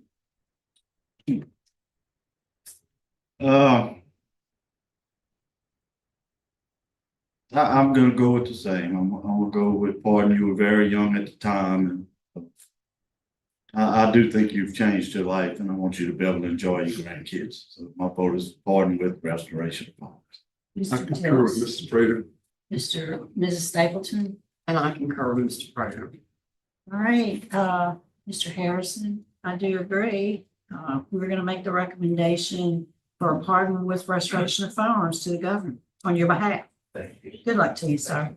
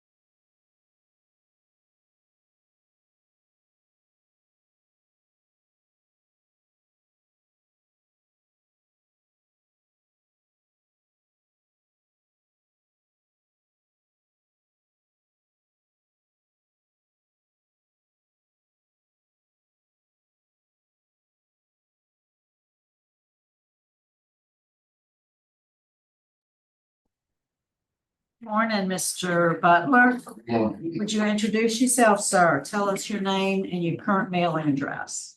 And sales, but I'm mailing address is 128 Country Village Drive, Gainesville, Louisiana, 70592. Right. Yes, sir. And you are here today seeking a pardon without restoration of firearms. Is that correct? Without restoration, with restoration. With firearm? Yes, ma'am. My notes say without. That's with restoration of firearms. See, what happened was, I was working for a security company called Trade Security, right? And, I started taking the classes and everything. And he was getting ready to make me a sergeant. And then I took the classes. I couldn't take the firearm class because of the charges that I had in my head. So then after that, I got another statement back from the state that I couldn't even work for the thing, for the security company.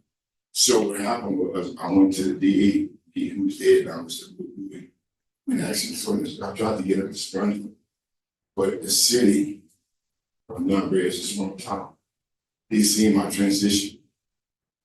He said, man, it's just get us funding, man. He said, we give the people work. So they go on, they use you in a lot of ways. And he said, well, just go down, try to get your part, Okay, so you are seeking pardon with firearms, but you were seeking it because you were sentenced in Iberia Parish. Yes, ma'am. Let's see. For aggravated second-degree battery. Yes, ma'am. You are classified as a third felony offender. Yes, All right. So this morning, your case has been assigned to Mr. Tillis. Would you answer any questions he may have? yes, ma'am. Good morning, Mr. Butler. How are you? Yes, sir. Good. Tell us what happened in the situation. I read your file, and I think right in the middle of it, I found out you were a minister. I'm a pastor. Yes, sir. A pastor. I'm Yes, just sir. The situation happened years ago. I can't remember what year it was, but back during those days, I had a bad reputation in the town. The police officers in the streets, they used to call me people. You know what I'm saying? Most of the things that I did, I was under the influence of drugs. And in 2019, every time I would go to jail, the first thing I would do is I would pick up my Bible and I would start reading and teaching Bible study in different dorms. And God was using me in that way. And a lot of the officers that see what I was doing, they used to take me and put me in the bad dorms and allow me to preach and to try to bring some kind of, peace and restoration in the dorms. But anyway, in 2019, I guess God, he had enough. So I caught 2 strokes. And my whole left side was paralyzed and I couldn't even talk. And in the hospital, he spoke to me, he had enough of that. And I said, Lord, if you saved my life, you give me back my life, I promise that I'm going to serve you first. And I left from there and I went to our treatment center in Abbeville. And within a week, the power of God started to speak. So he did what he had to do. I was able to start to walk the yard again. I was able to start doing push-ups again. And in the treatment center, they had this thing about higher power. And all I talked about was Jesus. So they said, man, you're not being fair to everybody else. I said, well, I'm gonna be honest with you. I thank God for this treatment center because they gave me a place where I could be restored. But I'm not going to deny the power. I'm not going to just have a form of God and deny the power. And because of that, God gave me favor to her as on Saturdays, they would let me preach in the treatment center. And then when I got out, I was in a bad relationship for like 27 years. It was a toxic relationship between me and the female officers in the records. And when I got out, she came to pick me up. And the day that she picked me up, my counselor told me, she said, you know what, Mr. Butler? She said, we agreed. I said, God has set me free. So the day that I got home, when I went home, the night that I got to our house, she ordered drugs. Then I left and had a friend. And I went to his house. And here's the strange thing about it. She's here to testify to. The friend that I had, we've been friends for over 30-some years. All I ever looked at his sister was as like a little sister to me. Understand? But while I was in the treatment center, God showed me her face. And her face had a glory on me. And when I got out, and my friend and I called each other, and we was praying, and we went into deep prayer, into tongues and everything. He said, man, the Holy Spirit tell me that you got to tell me something. So I told him, I said, yeah, man. I said, man, God showed me faith face. What glory. I said, the last time I seen a face like that, it was for my first wife. He said, so you telling me that? God telling you that Teresa is going to be your wife. I said, that's what it seems like. You see, you know what, my brother? He said, it's the will of God. He said, there's nothing I can do to stop it. He said, but it's going to take God for you to get Teresa. Because my wife, she's She's prestigious. She worked at UL in human resources. She didn't know anything about the streets and like that. I didn't fit none of the criteria of a man that she would want. But I wanted to pass. And since we came together, so many wonderful things has happened in our life. We got our own business. We got several houses. The city of Nigeria is getting ready. It's a small town. You know, and like I said, my name had got a lot of weight in a negative way.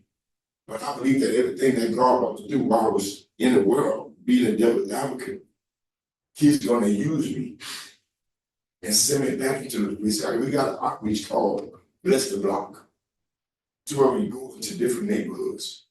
Amen. And God uses us to reach out, and our testimony is affecting lives, it's drawing people, it's changing lives. And that's what I'm all about. I recently just started, it's called, I'm under the leadership of the overseer, which is my auntie pastor, Maxine Williams. I was their lead pastor. I've been the lead pastor in the church for since 20, we got ordained in 22, 23. And I've been the lead pastor there. Now, God is bringing me to a whole nother level to what I just established, which is called Eldridge Builder Ministries, which is going to be an outreach thing. I'm trying to, I'm waiting for the funding. The government shut down, it just got lifted. But it's going to be like taking care of, outreach and like trying to house people when they get out and going to different places. And there's a new ministry called not Kingdom Vision, Chosen Generation Ministry. And I really believe that God is going to use me in a miraculous way, because my transition, just the transition of me being who I was and turning me into who I am now, it has a lot of impact on that small town. Because that's a bad town. Y'all know about that, right? And I knew what kind of spirits possess that region is a jealous spirit. And the Bible said that jealousy, that's cruel as a grave. You understand? So I believe that God has placed an anointing on me, and it's the wisdom and the knowledge on me. And for everything that I went through, just to have the sympathy and the compassion and the understanding to deal with that generation. And that's what I want to do. And I want to get back in, I'm trying to get back into, I was rejected to go into certain jailhouses because of my criminal record. You know what I'm saying? Tommy, remember, I know we have talked to him, the sheriff.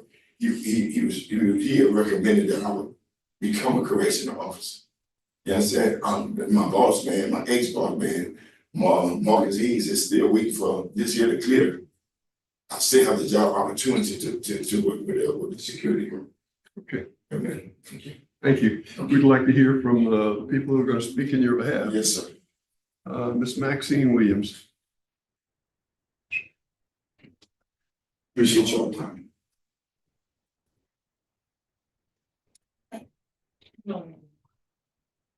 I'm Maxine, that's the overseer Maxine Williams in my area. And help my life, just a lot. And I'm overseer of Kingdom Vision Ministry.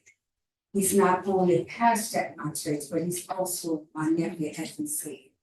And I know where he was, where he came from, and what he is now. And he is touching lives and changing lives in our communities. Because when we went and hit the street, he was on the blocks. A lot of the young men that he ministered to all coming to church, they turning their lives around. And I thank God for that. Because when they called him Devo, that's what he was, because everywhere he passed, things exploded. But now he's using it in a different way, in a positive way, to get these young people off the street. He's been a great asset to all of them. And all of them now look up to him. And I thank God for him and for the work he's doing and for the work that's ahead of him to do. So I thank God that God is using it like this in these young people's lives, because I'm so tired of seeing our young people being buried before parents. It breaks my heart because I've lost some of mine. And to have him out there and for them to see his life and know where he came from and see what he's doing now, It's a beautiful thing to see because the children, the young people look up to him. And when he speaks, they listen. And if you tell them, stay away from there, this is not good, I've been there, it's no good for you, they all take heed to what he's saying. And I thank God for it. I do hope we can continue the work that God has put in his heart to do. Because God has ordered his footsteps. Thank you for hearing. Thank you so much.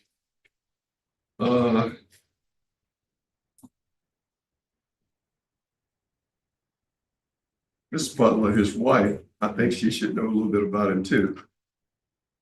What would you like to say about him? Good morning, members of the board. My name is Teresa Butler, and I'm the wife of Eldridge. Eldridge and I have been together for 5 years. I've been knowing him a very long time, because like he said, he was my brother's best friend. So I've been knowing him since I was 16, we've been together for 5, married for almost 4 years. Eldridge is a leader in our community. The person that you guys are seeing on paper, I don't know that person. So he's a leader in our community, he's an upstanding citizen. He mentors a lot of young people. He is striving, he does his best in encouraging people. He has a men group where he sends out messages every day to them. He has also a group of people that he sends out scriptures to every day just to encourage them on their day-to-day walk with the Lord. He also was asked by a city representative in Liberia to bless one of the oldest streets. They renamed Hopkins Street in Liberia to Martin Luther King. I think it's Boulevard, and he was asked to bless that street before they actually changed the name of it. Also, Eldridge, like I said, he's over Kingdom Vision Ministries, and he also is over Chosen Generation. He does a lot for the community. I just want to say that I think he should receive his full pardon because he is not the person you see on paper. He's not that person. I'm his wife, and I have not seen it. I've read the paperwork, but I have not seen that person. He's a man of God, an upstanding man of God, and he wants to give back to the community. Also, we do run a business together. We have several homes together that we have, and he's just an outstanding man of God and good citizen of the community. I thank y'all for the time. Thank you so much. Mr. Butler, would you get back up to the stand, please? Yes. How long were you incarcerated? I was incarcerated different times. I never did over. They even know something did with me, but it was like I had a 10-year sentence and they suspended for 5 and ran another 5 concurrent with the 5 that I was doing. But I went in different occasions, but I never, I gave altogether, I gave over 10 years of incarceration. 10 years, so you were a drug dealer or? I was a user, but I caught myself a dealer when I was my business customer. You know what I'm saying? I did what I did just to maintain my high. You know what I'm saying? Okay, well, good. I read through that you've changed, and it seems like you are doing some good things and things that are needed. I have no more questions. I got a question. Why you did so bad on supervision? You went to treatment before that. You were voted 5 out of 6 times you were on paper. Supervision? Yes, sir. Because of the fact that it was a lot of times. Like I said, when I went to jail, the first thing I would do was grab the Bible. You understand? But when I got out, I went back, I see even communication, courage, good morals. I went back to the same relationship. Okay. And to the same people. And that was the insanity of the situation. It's just like, you try to figure out the right way to do wrong, and there is no right way to do wrong. And when I went back, it's like a child. You tell that child, don't touch that fire, it's gonna burn you. But it's enticing. And when you might not be paying attention and that child get to that heater and he touch that fire, a child almost sends in the corner. Because if you try to take that child hand and put it back by that fire, he gonna cry. You know what I'm saying? But as an adult, you go to jail. They got good and bad in there. You talk to people and Okay, I was just wondering what your problems were on supervision. Okay. Okay, anyway, my problem with supervision was that I still was running. Okay. I was running from who I really was. Gotcha. Amen. So, Mr. Butler, When, go ahead, Mr. Prater. Go ahead. when did you get out of rehab? It was in May, I went in May the 25th. And I did 28 days. That was 2020, correct? 2019. I think 2019. So you've only been out of rehab now for 5 years. Yes, sir. Okay, what are you asking to be pardoned for? What crimes? But when I did this, I just wanted to be able to, I was trying to get to be eligible with the security thing. But now I'm asking for a pardon so that I can continue my career in security and get into the Department of Correction, you know what I'm saying, to work. So you, not to interrupt you, I did interrupt you, but what I'm interested in is for you to tell me, because your application says aggravated second degree battery is what you want the pardon for. Yes, sir. But in reality, you got a strangulation charge, domestic abuse strangulation, you got Yes, sir. 2 possession with intent on cocaine's. Mm-hmm.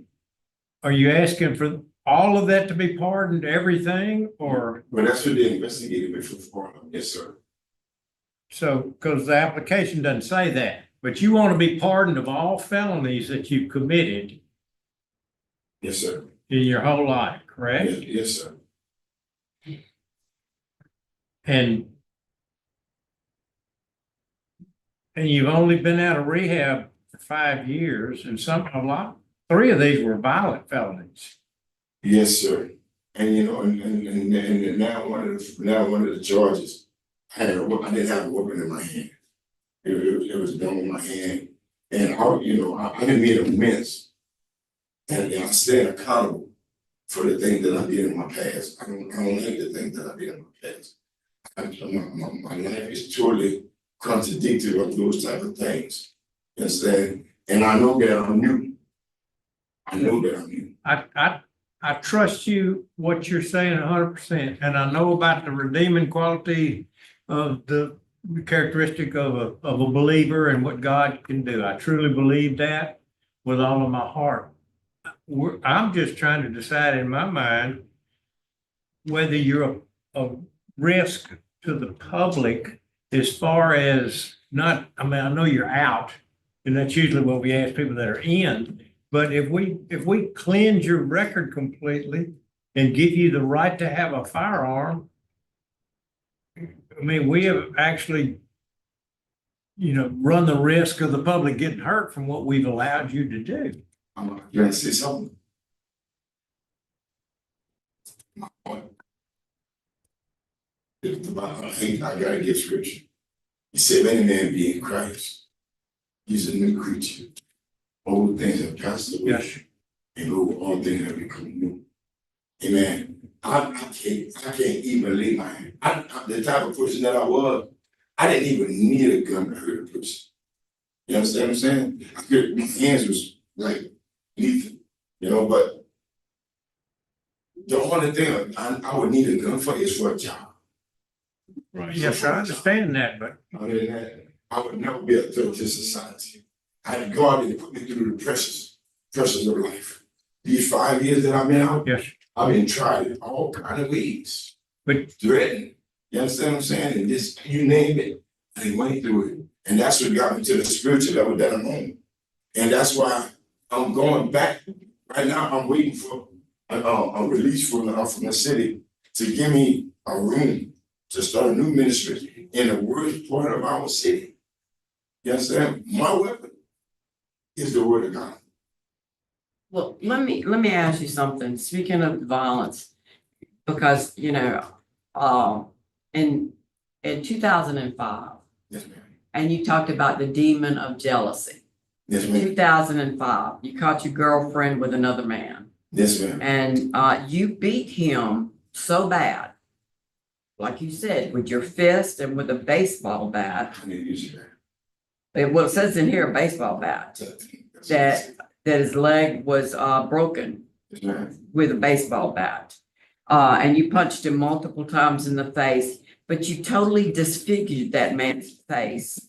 And his right thigh bone was found to be broken from the attack. That was in 2005. 2005, yes, ma'am. So he lives with that forever. Yes, Because ma'am. since his face was disfigured, his leg was severely injured. So let's go down. 6 years later, Yes, ma'am. same thing, jealousy. Saw your girlfriend with another man in 2011. And then this time, that's where the strangulation comes in, domestic violence. And you called the police on yourself after you finished. Yes, ma'am. You were hitting her in the face, you threw her down, the jaw was possibly broken. And then you were charged with ended up being second-degree battery, and then we were at domestic violence with strangulation.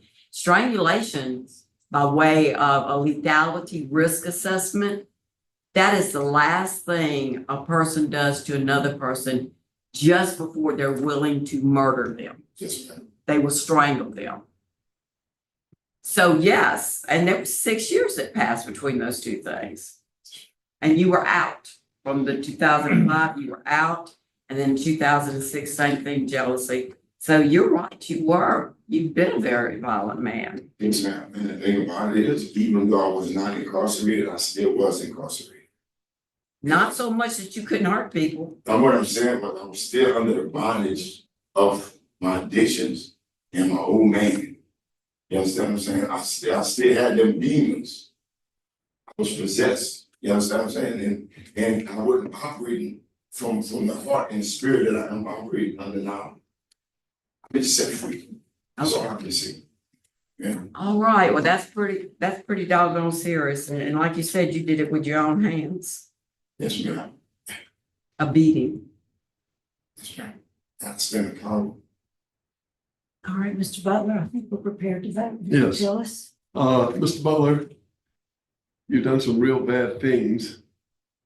And I see the good things you've done. You're a changed person, I believe. Yes, sir. I'm gonna put my neck on the line and say, I'm gonna grant with firearm. Yes, sir. Mrs. Stapleton? Mr. Butler, everything you say, and I do know that the power of God can change lives Yes, ma'am. totally and completely. But we're talking 5 years out of, your drug rehab, and you do have a serious criminal history with physical violence to other people. So my vote today is going to be to deny. Mr. Prater? My vote's to deny. Too much violence, too recent. Mr. Freeman? My vote is to deny supervision history and criminal history. So, Mr. Butler, and I do agree, my vote today would be to deny. You had a criminal record of over 30 years, and I just don't think that 5 years is sufficient. You're doing great. I appreciate the work that you're doing, and I don't believe that your record is hindering you in any way other than you say the security job. But Security. you can, there's a point in time where once some more time has passed, you can come back and ask the board again. Maybe it'll be a different outcome, but just not today. Thank you, sir.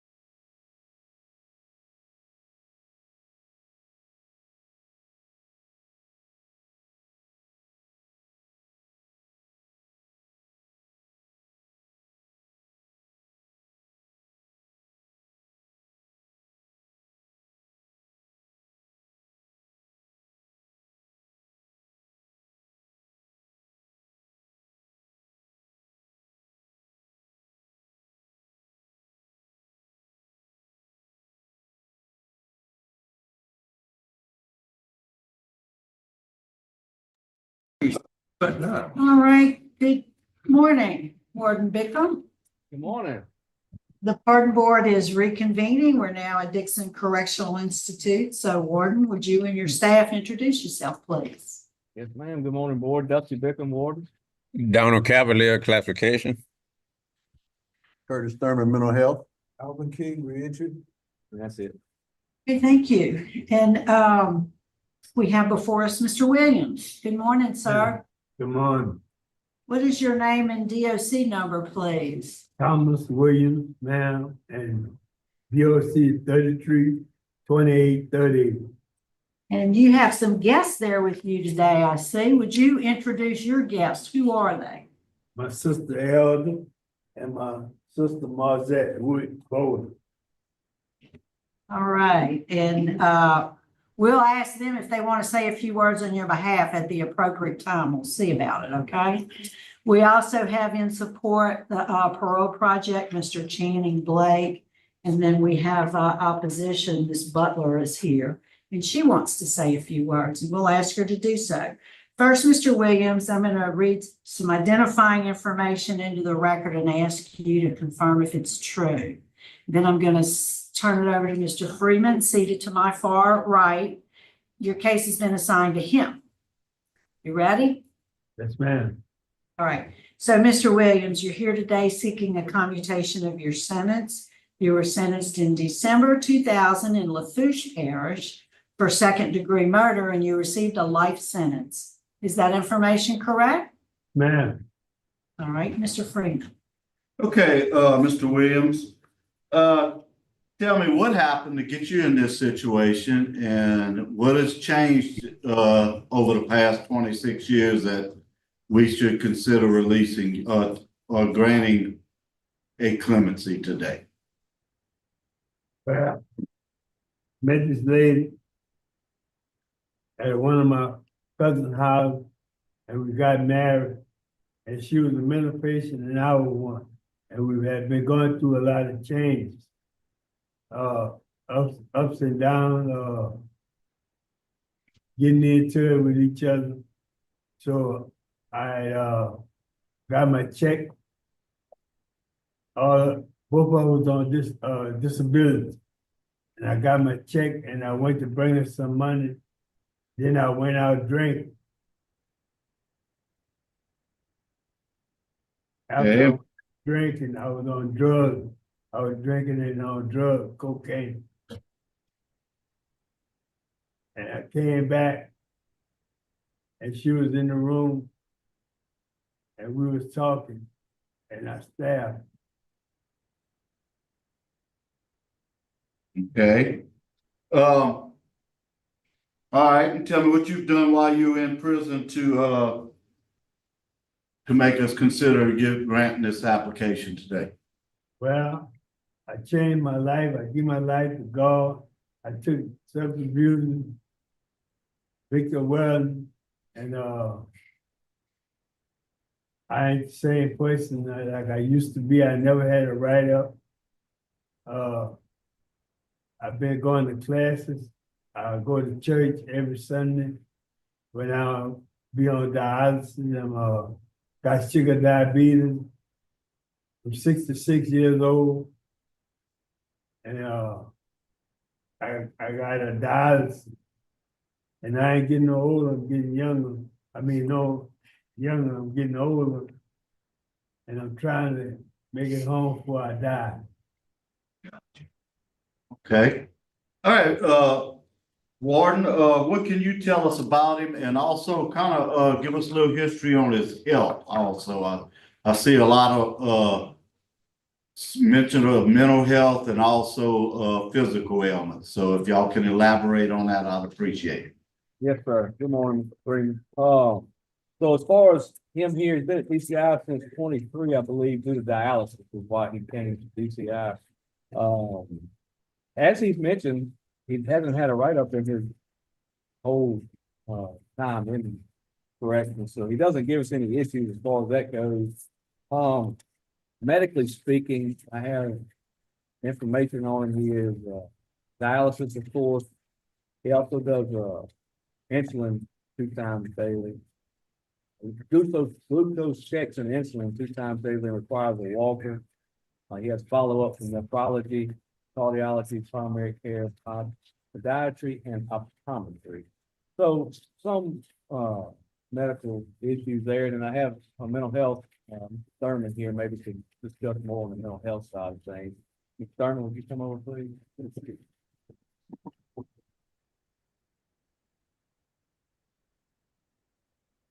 Kind of give him a little thunder, what you can. Hello. Go ahead. You got it, sir. Yes, Mr. Williams, he is on the mental health caseload. Hadn't had any problem that I'm aware of, quite some time as far as, any other issues besides being on the mental health caseload and, taking psychotropic medications. Other than that, hadn't had any issues that I'm aware of, sir. Okay, thank you, sir. So he's on the, okay. All right, so next we're gonna hear from Mr. Channing Blake, Parole Project. Good morning to this honorable board. Channing Blake with Louisiana Parole Project on behalf of Mr. Thomas Williams. Because of his exceptional institutional record, his rehabilitative programming, and his faith-based programming, we have accepted him into our program here at Parole Project. Should the board deem it necessary to grant him, we're going to allow him to have reentry housing, mental and substance abuse evaluations, and healthcare guidance. He will also be given a reentry specialist to guide him through the reentry process. So based upon these factors, if the board deems it necessary to grant him today, he will definitely be in our care. Thank you for your time. Okay, thank you, Mr. Blake. Okay, now we're gonna hear for those in opposition, Ms. Rokisha Butler. Ms. Butler, please tell us what you have to say.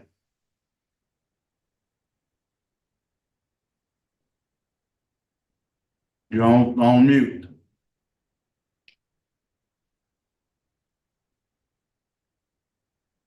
Say unmute right there. Good. Can you hear me? Yes, ma'am. Good morning. You want us to know? Excuse me? Go on and tell us what you want us to know about this case. Okay, well, Miss Regina was my mother. I'm the youngest of 4. And I don't think, I can't get my mama back. I don't care how long he been in there. I will never get my mama back. And he worried about getting out before he died. My mama's already dead. Okay, I'm totally against it. Okay. Like, I'm currently going through mental issues because of this. Since 21 years old, when he did this, I'm a mental patient now because of what he did. Okay. So, I not just me, all my siblings, my other two siblings too, everybody has mental issues because of this. All 4 of us. And I'm just, like I say, I'm just against it because my mama was a good person. He know my mama was a good person. She took care of him. She made sure he had everything he needed. And that's bull. He went to bring her money because she was over his check. She had to give him money every month. He didn't have to give it to her. So he's lying. Okay. That's really all I have to say. Like, other than I'm hurt. I'm hurt and I'm going to always be hurt. And this will never go away. 26 years is not enough for a life. Yes, you ma'am. took my mother's life. He took my mother's life. Like I said, Regina was one of the sweetest people you ever want to know. Ask him. He know. And those 2 ladies sitting behind him know too. So Okay. that's all I have to say. All right, is anybody else there with you that wants to speak? What's her name, Ms. Reynolds? These are the 2. No, sir. Oh, okay, then, okay, thank you, ma'am. Okay, we have some people that's at DCI that wishes to speak on his behalf that wasn't listed. Miss Elder Williams. Speak. Okay, you want to come speak on behalf of your, okay, and what about Miss Margaret Bolden? Want to speak? No. No, okay, thank you, appreciate you, I should have mentioned y'all were there. Thank you, Warden. Okay, Mr. Thomas, let's talk to you. Okay. All right. I mean, what happened? I mean, you stabbed her and then you went in the kitchen and stabbed yourself? Yeah. Yes, sir, I was on drugs and alcohol, and she wasn't over my check, sir. A place that you borrow money from, it was over my check. Gotcha. Hey, we're not really worried about the check, we worried about what happened here. Yeah. So, so y'all got an argument in the bedroom, correct? Right, And that's where you stabbed her, correct? right, And then you went in the kitchen and you stabbed yourself. right. Okay, and there was people there. Okay. I just Yes, wanted to sir. get all that straight in my mind. And how old are you now, sir? 66. 66. Okay. What about victim classes? You took any victims classes? I hadn't heard you mention anything about. Victim awareness. Okay, well, what did you learn? I learned the code, and I wanted to get in touch with the family, but they didn't allow me because of my reading and my ability. I didn't go to nothing but second grade, and I didn't know how to read and write. I got in school, but I couldn't keep up. But I got my certificate for victim awareness right here. Where I took substance abuse and stuff. Okay. All right. So what did you learn about the victim? What kind of impact have you had on the victim's family, your family, you, anybody? I know I hurted a lot of people along the way, but I regret it. I took a life and I know I can't give a life. And I don't know if my mental picture had something to do with it because I was here in Boston and I cut myself up a couple of times, but since I've been taking my medicine and incarcerated, I've been hearing them. I hear them every now and then, but I can control them. Gotcha. Okay, and then like the warden said, you have no write-ups in 26 years is very commendable. I don't think I have any other questions. Do you still go to AA and NA for your drugs? Yes, sir. I got a certificate right here. Okay, so you're still participating. That's what I wanted to know. Yes, sir. Okay, all right. I saw you took a bunch of different stuff, but I want to make sure you're still in AA and NA. Okay, I have no questions, Madam Chairman. Any questions? I have no questions. Let me ask you, how, Mr. Williams, you mentioned your mental health issues. How old were you when you first got a diagnosis? 15, 14. I was in the wreck with my dad. And I saw his head up and hit a can field lump and the international truck. It got the accelerator got stuck and it went down to pick it up and it hit his head and it cut it off. I got out with a fractured arm and a head. And that was your first mental health diagnosis? Yeah. When you were 15 or something? Yes, ma'am. And so at the time of your crime, were you taking your medication like you were supposed to? No, ma'am, I wasn't. But since you've been in prison, you've taken it? Yes, ma'am. Like they prescribe it for you and you seem to be doing better, huh? Yes, ma'am. That's good to hear. I'm glad to hear that. I don't see any other questions, Mr. Williams. I think we're ready to vote. Mr. Freeman? Okay, Mr. Williams, I admire you for your no write-ups in 26 years. But this is 26 years you've served on a life sentence for taking someone's life. My vote today, the DA, the sheriff, and the chief and attorney general oppose. Your family's unopposed, and of course, we have victim opposition. My vote today is going to be to deny. I think, you need a little bit longer than 26 years, and, you're doing very well there. So keep your head up and reapply when eligible. Mr. Tillis, Also is to deny. Mrs. Stapleton, And I concur with, Mr. Freeman. Mr. Prater. I concur, Mr. Freeman. All right, Mr. Williams, today your application's been denied, sir. You seem to be doing well. I'm glad. Good luck to you, sir. Yes, ma'am. Thank you.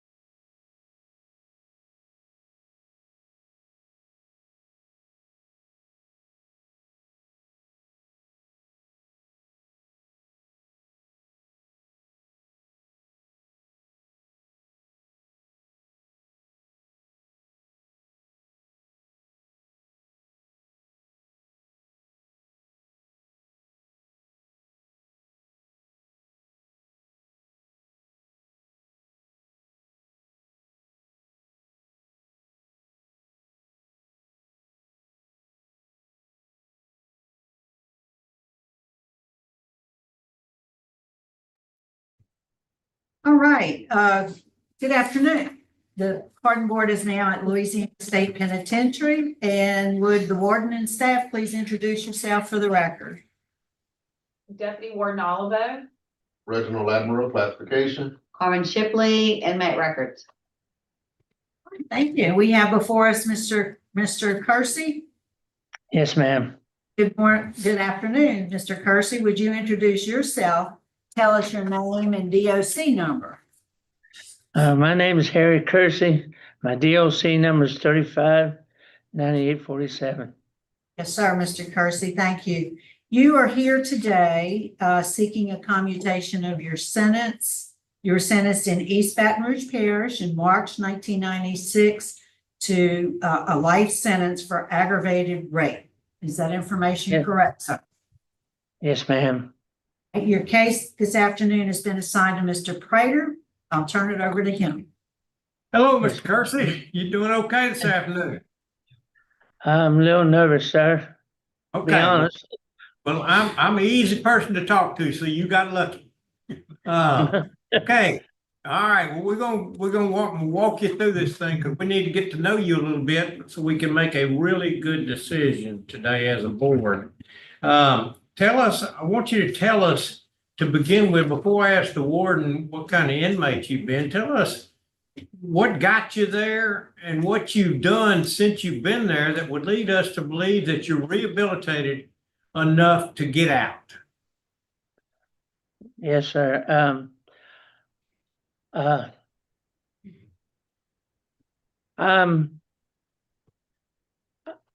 First, I want to admit that I acknowledge that and take on responsibility. I'm guilty of my charge, and I'm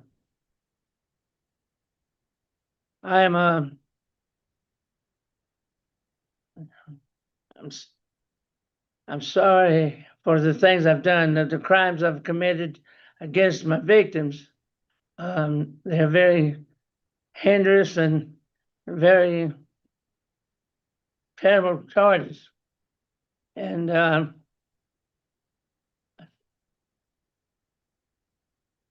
I wish I could. There's no way I can. I'm here because I'm guilty, but I've been through a lot of problems. Programs. Been through risk management. I've been through Thinking for Change, and I'm recently in that. I think I got 3 or 4 approximately weeks, 5 weeks, something similar, give or take, to see Miss Jody at that. Taking for Change, 100 hours.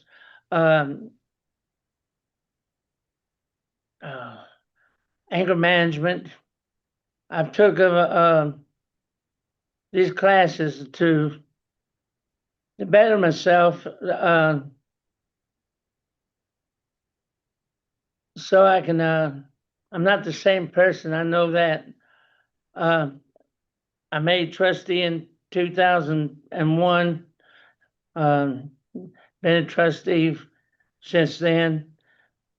And I worked at range crew and horse lot, and I'm president now, working at the garment factory. That's pretty much about me. Okay. All right. Well, we'll have a chance to ask some questions in a few minutes. Let Warden tell us what kind of fellow he's been since you've known him. He's been in prison since 1996, so about 30 years. He lives in our Spruce 4 area, works in the garment factory. Looks like he's been working in the garment factory since 23. He's had 12 DB reports his whole time here, the last one being in 2014 for a Rule 10. It looks like he got into a little verbal argument with another inmate. He has taken Thinking for a Change, anger management, 100 hours, sex offender treatment, and it says his Tiger score is low. There, about it. Okay. All right. Well, thank you. Appreciate that. Okay, Mr. Kersey, we got Mr. Channing Blake that wants to talk to us a little bit about you, and then we'll ask some questions, and then we'll make our decision. Okay? Yes, so sir. We'll be back with you. All right? Yes, sir. Yes, sir. Mr. Good Blake, afternoon. go ahead. Good afternoon to this honorable board. Channing Blake with Louisiana Parole Project, appearing on behalf of Mr. Harry Kersey. Because of his institutional record, his programming, and his institutional his programming, and his volunteer service. We've accepted him into our program here at Louisiana Parole Project. If the board deems it necessary to grant him, we're going to offer him healthcare guidance, reentry housing, and social norms to help him transition into society. Based upon these factors, we ask that the board would grant him a favorable recommendation today. Thank you for your time. Okay, thank you, Mr. Blake. We appreciate that. Mr. Kersey, back to you. Okay, let me start off the question a little bit, and I don't want to go over all the details of this because there's really no sense in going over the details other than I'm gonna read. It looks like there's 20 counts of aggravated rape, 25 counts of prostitution of somebody under 17, and 10 counts of carnal knowledge. Is that correct? I've been, yes. Yes, Okay. sir. Yes, sir. Okay. And would you agree that you've done some horrible things to some young victims starting at the age of 4? Yes, sir. Okay, I want to let you know that the DA and the sheriff and the chief of police and the AG are opposed, the victims and the victims' moms opposed, and so you have a lot of folks that are against you. Mr. Blake saying that they'd help you if you do get granted, but you got to get granted first. You've had 12 disciplines, but like the ward said, nothing since 2014. So I'm glad that you've found your space there. But I'm not convinced that you're not a threat to the public if you was to get out, because what you're charged with, what you pled guilty to, and what you are admitting to today are some horrible things that are difficult to overcome. Would you agree to that? Yes, sir. Very much, sir.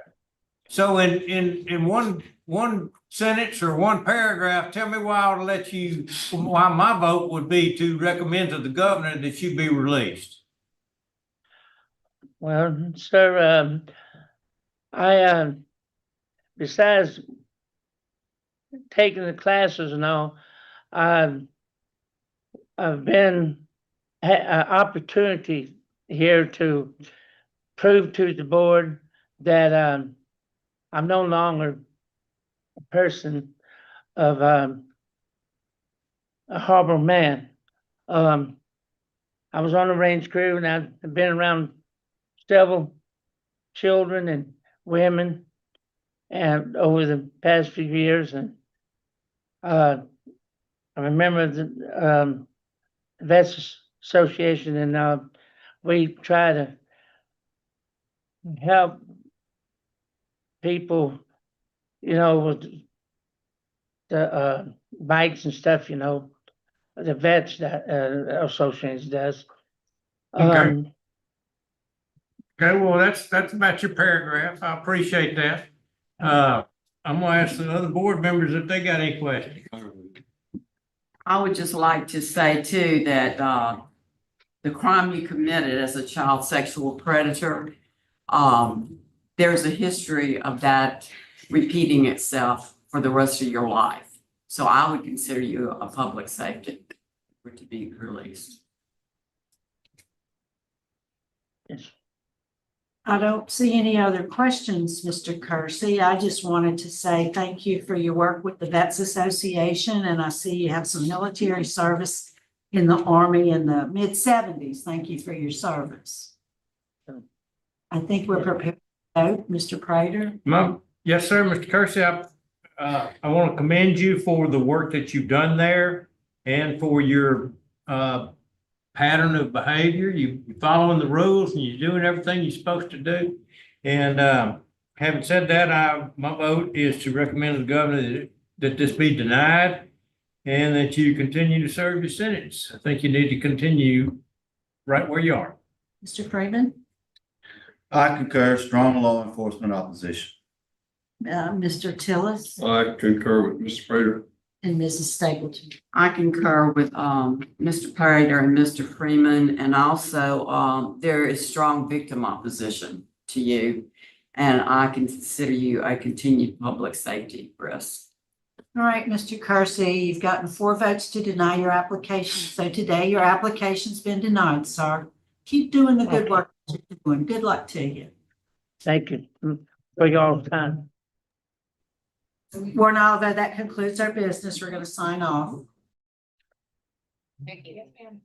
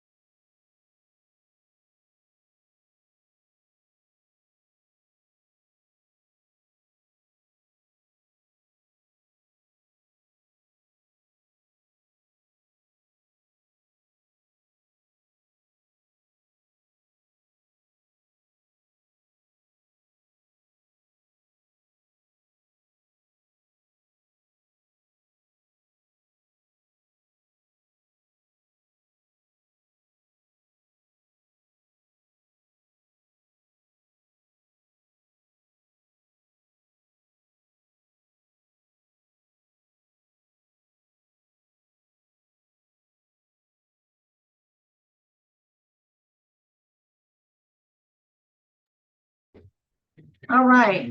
Good afternoon, Mr. Esteen. You're on mute. Hello. Yes. Good afternoon. So, good afternoon. So, for the record, introduce yourself and tell us your current mailing address. My name is John Esteen. My address currently 6820 Morrow Street, Unit A, Houston, Texas, 77091. Thank you. And so you're here today, Mr. Esteen, as a second felony offender seeking a commutation of your sentence. You were sentenced Jefferson Parish. Let's see, you have attempted possession with intent to distribute cocaine, and then possession with intent to distribute cocaine, 2 counts, possession of cocaine, and criminal conspiracy. Your sentence was 100 years, and originally it was 150 years. You went to court and that you were resentenced to 100 years. You became eligible for good time parole supervision, I believe, and you were released to parole supervision in March of 2019. Correct. Yes, ma'am. Your case has been assigned to Mr. Freeman. Would you answer his questions? Okay, Mr. Esteen. Tell me briefly, what did you do to get yourself put in prison? And then tell me, why do you think you deserve this pardon or clemency? And why do you want restoration of power? Okay, could I have had, for time's sake, I had prepared a brief letter. May I? Okay. May I? Yes, sir. Yes, sir. Good morning, Chairman and members of the board. Thank you for allowing me to speak today. I want to begin by saying that my being here is bigger than me. I'm here as a witness to the move of God in my life.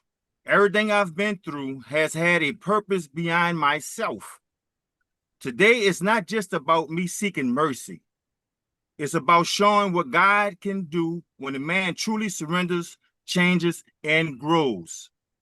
I also want to clearly acknowledge the reality of my case. I was originally sentenced to 150 years. Later, the court resentenced me to 100 years, and the parole board granted me parole on the 100-year sentence. I have now served 20 years, leaving 80 years on paper under parole. During this time, many men who were third or higher offenders, even some serving life sentences, received credit for time served and were released. Many of them based on the same legal principles that came through my case. And for that, I'm grateful. I'm grateful for these guys. If my struggle helped others return home, then God has already used my life for the good. Today, I stand before you a changed man, spiritually, mentally, and emotionally. I accept responsibility for my past, but I also know God has transformed my future. My purpose now is to help others, mentor young men, and serve my community in a positive, meaningful way. I respectfully ask the board to consider my growth, my rehabilitation, the impact my case has had on others, and the man I am today.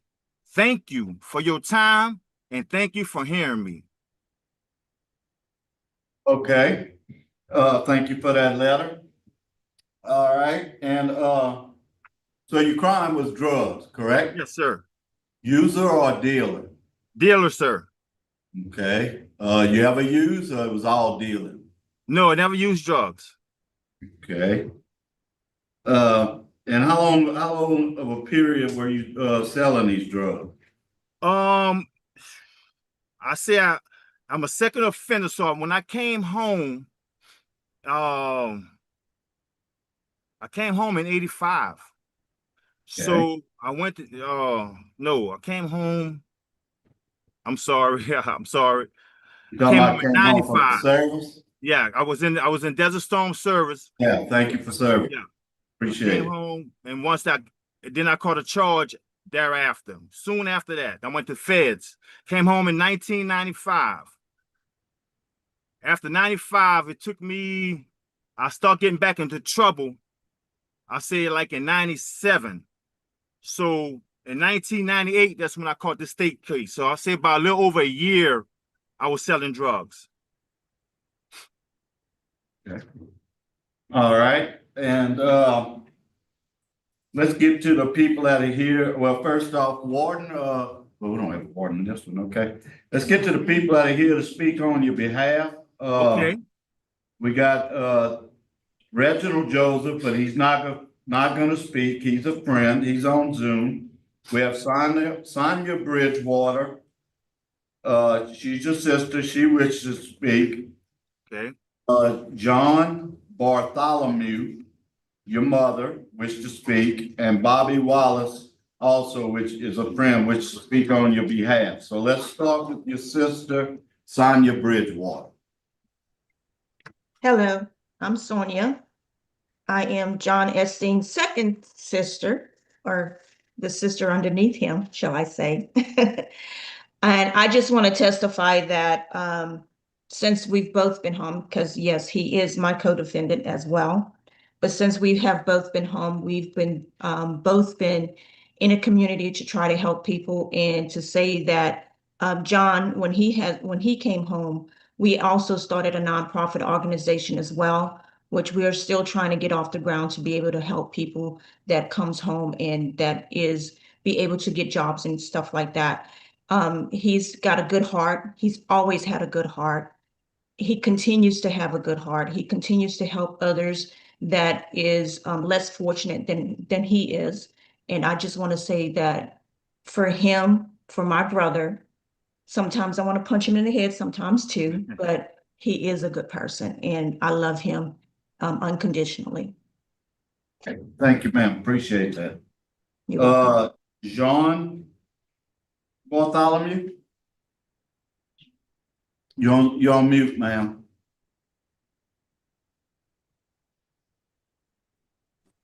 Okay, now that's better. Yes, ma'am. Tell us Okay. what you want us to know about your son. Well, I want to speak, from my heart about my son. I know him as a young man who once chose the wrong path, but that man, he became through faith and discipline and transformation. For 20 years, I visit my son every single month, while he was incarcerated. When he had no one else, I made sure that he had money on his books. A encouragement and a reminder that God had not forgotten him. When he was sentenced to 150 years, I told him the fight had just begun. I refused to let him give up because I know the heart of the boy I raised. I watched his journey from Desert Storm veterans in the struggles of the street. And I then witnessed the day God delivered him in prison. I saw the change with my own eyes. John didn't just talk about Christ. He lived it. Even behind bars, he was uplifting others, praying with other inmates, and becoming a spiritual support for many. When my son came home, he lived with me for the first year. I saw firsthand how serious he was about rebuilding his life. After only 2 weeks, he found a job and he has been working faithfully ever since. He has never stopped moving forward. He gives to people around him. He helps strangers and he will literally give the shirt off his back. Even though he visit Angola to encourage others still incarcerated. He put money on their books just as I once did for him, quietly and from the heart. John is a man of faith, responsibility, compassion, and humanity. He is a good son who once lost his way but found Christ Jesus and transformed his entire life. As his mother, I trust his judgment, I trust his spirit, and I trust the man he has become. I respectfully ask that you see the growth, the change, and the life now lives. Thank you for hearing my heart. Thank you. Appreciate it. And Mr. Bobby Wallace, a friend. Good evening. I want to first thank God for giving me the opportunity. Thank the board for allowing me to speak on behalf of my brother, John Esteen. I'm a returning citizen, and I have known John for over 20 years. He has been an inspiration to me. Instantly, when we met, it was like a pure connection. And we have been in contact with each other because he's been a mentor to me. He's been a mentor to many other guys that are in and out of this place. We all make mistakes. And I'm sure, undoubtedly, that this brother is an asset to any community that he's in. He helps inspire and motivate not only myself, but many other individuals. And I support him in all possible ways because he is actually a model for anyone that's returning to society. And there are people in society that looks up to him.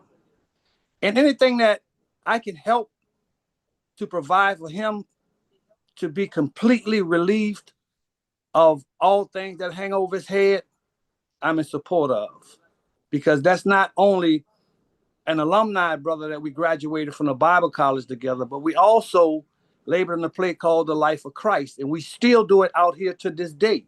He comes down to New Orleans and he plays John in The Life of Christ, The Last Supper. And he has an opportunity to give his testimony to the people that are in an audience as well. So it's an ongoing thing. It's not nothing that's made up. He's the pure brother, and it's an honor for me to represent him. I thank y'all, and I pray to give him a favorable response. Thank you. Thank you. Okay, now we're gonna hear from the opposition, Mr. Randall Myers, Assistant District Attorney in Jefferson. Good afternoon, Randall Myers, Assistant DA, Jefferson Parish. We're opposed at this time to Mr. Esteen's request. As this board knows, we have generally, and this is a little bit different type of situation. Typically with someone is out of jail, they're seeking a pardon on their application. And we have looked at a 10-year track period of no criminal activity during the time period from when they completed their sentence until their request, in determining whether we take a position of opposing him or take any non-position in their particular case. Mr. Esteen's a little bit different. He was, as said forth, he was sentenced to many, many years in jail for selling drugs. And he was a major league drug dealer in Jefferson Parish. Over about I believe it was just a few month period, he had 5 kilos of cocaine that he had sold, and traveled to Houston to import additional amounts of cocaine. And the mules who had it strapped to their body were arrested when they came back to New Orleans. At the time of his arrest and his conviction on these Jefferson Parish charges, contrary to what he was saying in his written application and what he just told the board, that he had been selling cocaine a little over a year, is what he just stated. In 1992, he was arrested for distribution of cocaine and pled guilty to distribution of cocaine in 1992 in federal court, spent some time in prison, then was on probation when he was arrested on these charges. That probation was terminated because he was incarcerated in state court on the charges that he's looking for a commutation on now.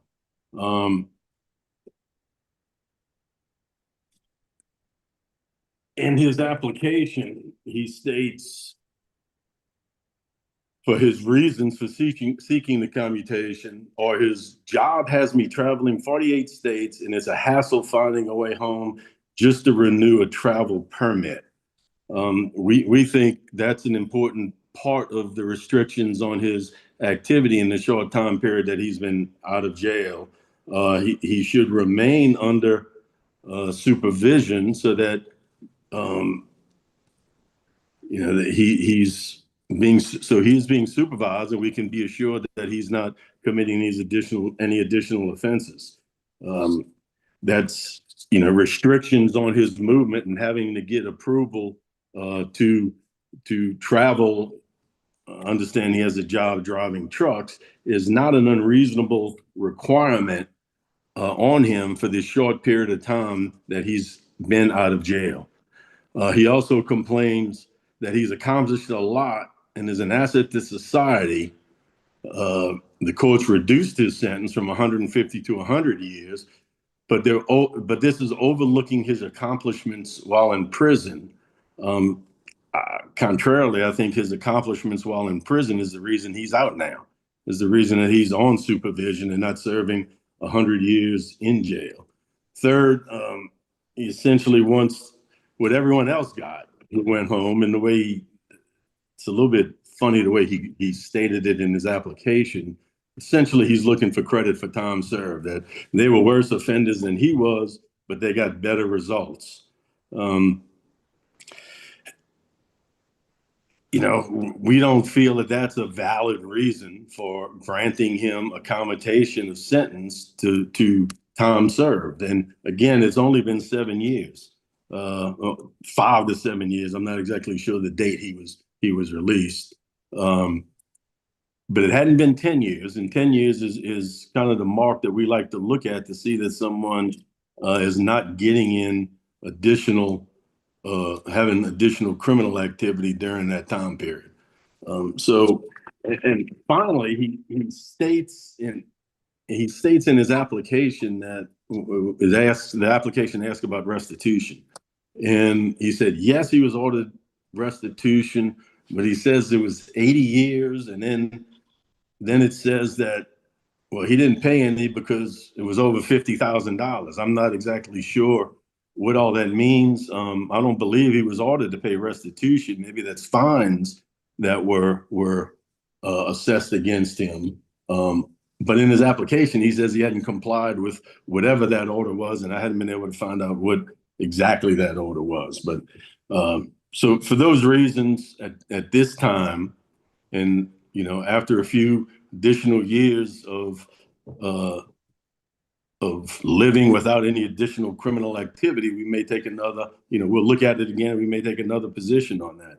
But as of today, because of the short time that he has been out of jail, we are opposed to a commutation. Thank you. Okay, thank you. Okay, Mr. Esteen. So how long have you been out? How long have you been on supervision? You're on mute. I would like to, I've been out for 6 years, going on 7 years, sir. I'd like to say something that came to my attention as he was speaking, the DA was speaking. I'm on inactive parole now. I'm not under supervision any longer because of the new law. The new law requires that nonviolent offenders do 3 years successfully once they're released from prison. And when I applied, we hear today, I had 5 years or 6 years in, or 5 years in, because this is the 6th year that going on 7 now that I have been out on the streets, being successful, been important in people's lives, doing what I supposed to have been doing the first time, that instead of getting in trouble. That's that one. I just wanted to clear that up, and know that I was very remorseful for what I did. That's why I became the man that I am. That's why I did what I did when I was in prison, and because of another thing he had mentioned is that because of my litigating factors, the 20 years that I was in prison, it wasn't acknowledged in court. That's why I got 100 years. Now, if it was acknowledged, if I was allowed to acknowledge that, they would have ran my time together and got 30 years. I would have got credit for time served anyway. In 30 years, you still wouldn't be off supervision, correct? Well, with the good time, I would be. With the good time. I'm under good time. You'd be off good time, but you wouldn't be off supervision. Well, I know what you're talking about, non-active. I used to be the I had director. two. I was under the Act 47, I think that is. I gotta look it up, but anyway, I was under double time, so I would did 2 for 1. So 30 years, I would have had to do 15. And you'd have been on supervision for 15. Okay, we're not gonna argue about this. Okay. I mean, I'm just going for what you know. Yeah. Okay. So, okay, and you are doing excellent. You haven't been arrested for anything, but you were a major player. I mean, you had $33,000 when they caught you, and 30. Yeah. Mm-hmm. So, I have no further questions. Okay. How much money do you owe? As far as this fiction goes? I don't owe anything now, because the simple fact that I'm on inactive and everything ceased. But if I was still on parole, I was, Yes. I have 80 years of pay. That's why I came up with that. Because with the 80 years, paying $60 a month, come up to that amount. Did That's why. did the judge order you to pay any fine, restitution, or fees when you were convicted? No, sir. No, sir. Not at all. Just the Where- parole. That's just the parole stipulation. Where did the $50,000 figure come up that you listed on your application? That's why I just was explaining, sir. That was to add up the money I would have to pay every month for 80 years. Okay. All right. But you're not paying anymore, correct? No, no, that's what I'm saying. Well, a lot of things change, because like he was saying, a lot of my reasons changed because my conditions changed. Yes, I was speaking on that behalf at that time because I was actively have to report once a month. Now I don't. I've been, yes. Mm-hmm. Were you a truck driver when you were dealing cocaine? No, that's why I said I should have been doing those things when I was out the first time. I wouldn't been going to prison. Right. Okay. I don't have anything. Well, I was going to ask the question about that it had you with 22 co-defendants, and then I heard Mr. Myers mention your mules. So you had, and everybody saying you were a big-time drug dealer. So if you had 22 people working under you selling drugs also, you were running many, many lives. Yes, I come to that understanding, ma'am. And a lot of these guys, I try to make remorse to these guys, and a lot of my friends today, and all of them doing good. They successful, and we put all this behind us, ma'am. That's why I'm just trying to put all this behind me myself.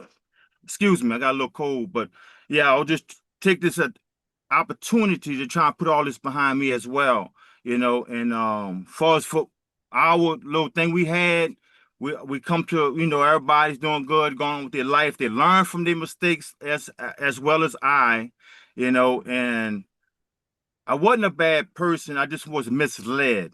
I wasn't this type of big time drug dealer. I did have access to this, but I didn't have nothing to show for none of this.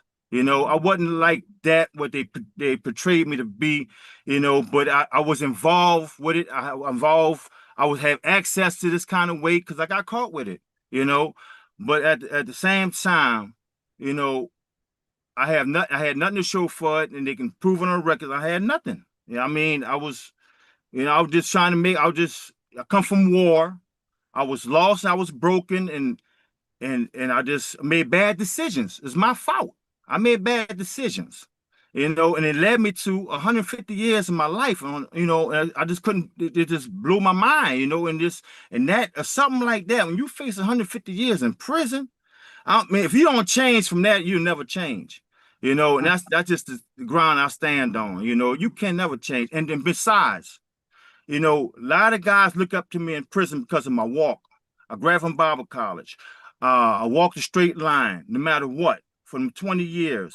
And a lot of these guys, when I got my case got turned over and went to court, a lot of these guys turned their lives around because they saw the act of God in my life. And I want to continue that. That's why I'm here also. That's another reason why I'm here. That wasn't on that what the DEA has read, because a lot of things had changed with me. I wanted people that are looking at me now that's viewing this right now. I want them to see the act of God. I want them to see move. Come going in front of God's people. Y'all are put in position because God put y'all there. And that's a blessing. And that's why I'm entrusting this whole situation in God's hand, not man. We just being used. We're not perfect. Okay, I just want answer my question. Thank you. Yes, ma'am. John, based on what you've said, I think that prison saved your life. It did. It definitely did, ma'am. You said, you can't say it no better. I am joyful. Listen, yes. You don't need to talk no more. You've got support letters we have in the record that were, I guess, late submittals for today. Eldriana Smith, Yes. Jackie Garner, both wrote very, very nice letters in support. I wanted you to know that. Okay, thank you, ma'am. Thank you. Thanks for telling me. So, I think we're ready to vote. Mr. Freeman? Okay, John, you got a heck of a life going now. You're doing great things and all that, but it's like the DA said it, the biggest sentence you got was 30 years. And if you'd have got 30 years, you'd have been on for at least another 4 years. I just think it's too soon. I think you're doing great. And I think when you come back in front of us, it'll probably be a cakewalk if you're still doing what you're doing now. Yes. But right now, I just think it's too soon. You only been out 6 years, so my vote is to deny, but only for that reason. Okay. Mr. Tiller? My vote is to grant, To commute to what? time served. Mrs. Stapleton? My vote is to deny. I think you did a lot of damage as a drug dealer and you involved a lot of people.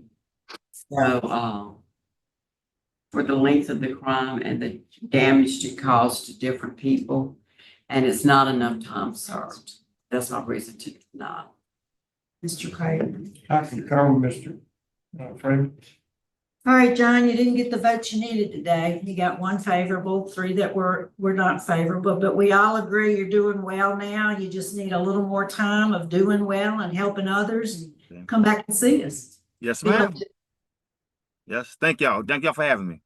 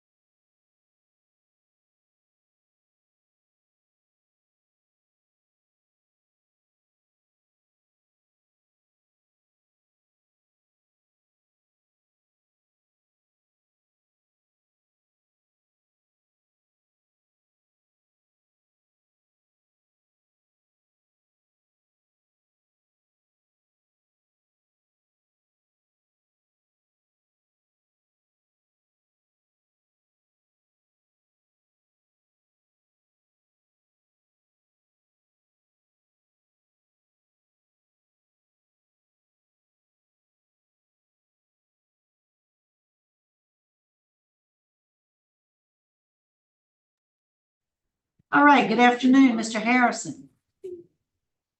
You're on, can you unmute your microphone?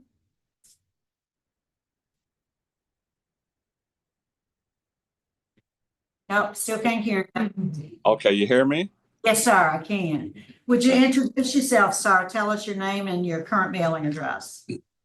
My name is IZELL Harrison, and my address right now is 72162 East 9th Street, Covington, Louisiana, 70433. Thank you, sir. So, Mr. Harrison, you're here today seeking a commutation of your sentence. You were sentenced in 1997, June of 1997 in St. Tammany Parish. Yes, ma'am. Received a 99-year sentence for armed robbery. You were granted parole in December of 2017. Correct. Thank you, sir, for verifying that information. Your case has been assigned to Mr. Prater this afternoon. Would you answer his questions? Yes, ma'am. Okay, Harrison, how are you doing today? I'm fine, sir. Thank you. Okay, well, before we get into asking you any questions, let's hear, we'll do this a little bit different. Let's hear from some other folks that are on Zoom that want to speak on your behalf. And then we'll come back and I want to hear all about you, okay? Yes, sir. That's fine. Thank you. Let's hear from you got two sisters and a daughter that want to speak, and I want to ask them, they're on Zoom, if you would keep your remarks down to a couple of minutes, because we're we have a lot of cases today, and these out cases, we've been supplied so much information. We've read 100 pages of reports already, and so we know that you probably family members and y'all will think a lot about it, and we want to take that into consideration, but we don't need a lot of time to take it into consideration. But we want you to get off your chest what's on your chest. So why don't you go ahead and start, Dion? Dion Lee. Would you start for us? Hi, yes. Good afternoon. Thank you for allowing me to speak today. I'm here on behalf of my brother who has met requirement of parole with responsibility, consistency, and integrity. Throughout this period, our family has watched him remain committed to positive change, maintaining steady employment, strengthening family relationships, and contributing to the community while demonstrating accountability in every aspect of his life. His growth is genuine, and his dedication to living responsible has been clear and unwavering.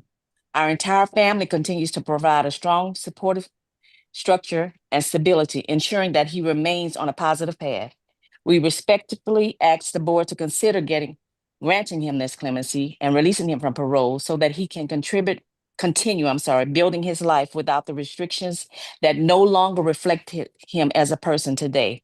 We sincerely yet humbly believe that he has earned this opportunity through hard work, maturity, and consistent good judgment.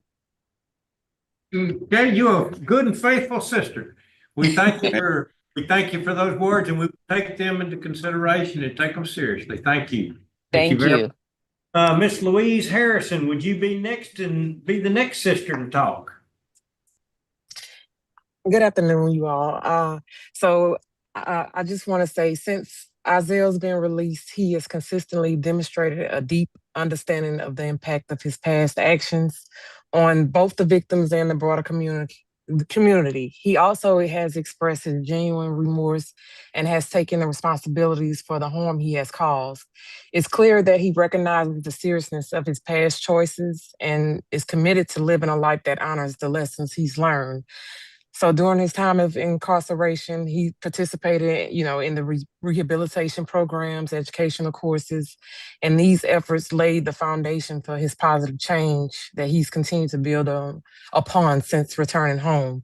After serving the 20 years plus, he was determined not to return to prison. Shortly after his release, he secured employment and has remained steadily employed ever since.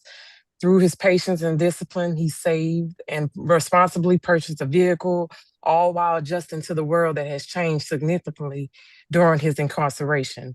He attended church regularly, focusing on strengthening his faith and committed himself to being a law-abiding citizen. He avoided negative influences and refused to return to those environments that once placed him at risk. and a challenge many people struggle to overcome. Isaiah has built a stable, supportive life. He is now married, has advanced to the position of supervisor at his job, and has taken on the responsibilities for caring of our eldest sister, who has her own health issues. So his actions have demonstrated reliability, compassion, and a strong sense of family duty. Family members and supporters, we all speak on his behalf with confidence and have witnessed his growth, his commitment to doing what is right, and his empathy, he shows towards everyone. And, speaking on his behalf, I just, ask that he be granted this, to be released off parole, because I feel like he's really made an impact and has changed since. Okay. All right. Another good supportive system. Thank you. We appreciate that. Let's hear from your daughter now. Let's see, Miss Francesca Nixon. Would you Hello. Hi. Hi. I didn't write out anything, but I'm just gonna speak from the heart. I am immensely proud of my father for the man that he has become in this time that he was from there to transition into the real world again. Um, he's been working from day one. He's been a father to me, which was hard for a while, to be honest with you, growing up without one for so long. But my dad has changed my life. For being a part of my life and being a rock for me. I have 4 boys of my own, so he's been a great grandfather. He is a great grandfather because I'm a grandmother. And getting to know all of his family and the kids and all of his grandchildren, it's been a blessing. And he comes to us as a whole man, as a law-abiding, productive citizen that works a job, that has a bank account. I mean, he's did a whole 360 from wherever he was before he was incarcerated. I don't know that person, but the person that I know today, I am proud of the man that my father is, and it's only beginning. It's only the beginning. And I just wish that this clemency goes through for him. I've rearranged my life and I live closer to, I'm born in Louisiana. I grew up in Minnesota and I now live in Florida, which I'm about 3.5 hours away. And I utilize every minute that I can to spend time and take part with my father and let him get to know his grandchildren, his great-grandchildren. It was a blessing to have my father walk me down the aisle, something that I never thought in my life would happen, but it happened. And then I was blessed enough to be in attendance at his wedding as well. So I just pray that this goes through for him, for us, and we continue this journey. That's all I have. All right. Thank you very much. You're a good daughter. You sound like Mr. Harrison, you got a good support system going for you there. But let's talk to you a little bit now. Let's get down to the nitty-gritty about why you want this and what your current status is. Right now, are you on parole at this point? Yes, sir, I am. I'm on Okay. parole. And Sir. tell me why you're on parole and exactly what you're wanting us to do. I'm on parole because of the crime that I committed, the armed robbery. I was released from prison in 2017. All the while that I was in prison, I recognized, what I did wrong. It was wrong to do what I did, and I was supposed to pay for what I did. I'm not trying to avoid that. I did wrong. I was supposed to pay for it. So I did 21 years, and I was paroled back home. Like my sister and them said, my daughter, immediately got me a job, and I'm doing real good. And I'm at the age now, I'm 69 years old. I will be in December. And I just. Wait a second. You just muted yourself or something. Okay. Something that. Oh, Dad, you hear me? Yes, sir. Okay, now can you hear me? yes. You were just telling us you were 69 Okay. years old and You went dark. Let me see. I lost you all. Can you all hear me? Yes, sir. Okay. We can hear you. Yes, and I just want to be able to, be able to continue the journey that I'm on and get a chance to move around a little bit, spend more time because I got other grandchildren in other places, and like Mississippi and Baton Rouge and Oklahoma, and so I'm just want my freedom. Okay, I'm glad you mentioned Oklahoma. Let's talk about your conviction in Oklahoma for robbing a store. Yes, sir. That was a bomb threat robbery, right? Well, yeah, that's what I said. It was just a bag. But that's what I said, yes, sir. Okay. So the way I understand it, let me make sure I got it right. You were charged and found guilty or convicted or pled to a first-degree robbery, claiming that you had a bomb in Oklahoma. That was in 1988, and you were paroled. And while you were on parole, you robbed a gas station with a fillet knife or a pocket knife in 96, and you served 20 years and you got out in 2017, and you're now on parole. Is that correct? Yes, sir. Yes, and sir. how long are you on parole for? Till I die. Okay, the rest of your time. Well, yes, sir. Okay, I need to know, and what's bothering me is you hadn't been on parole very long. Not even as long as you were on parole from Oklahoma when you got caught with another armed robbery. I know you're kind of aged out for criminals because you get my age and your age. We don't want to be holding them to a gas station. Right. Oh no. That gets old. That's too dangerous. We leave that up to the kids. Right. Yes, sir. But convince me that you're going to be okay and that we're going to be safe if we were to do this to you. Well, for my maturity that I have today, at the time when I committed those crimes, I was on drugs and stuff and did something stupid, and I realized how stupid it is. And so when I got out, I was determined not to do anything to break any laws. I know we got to abide by the laws of the land, and they're there for a reason. And I will abide by the laws of the land. I have to know if ends about it because old as I am, I probably don't have that much long left here on earth, no way.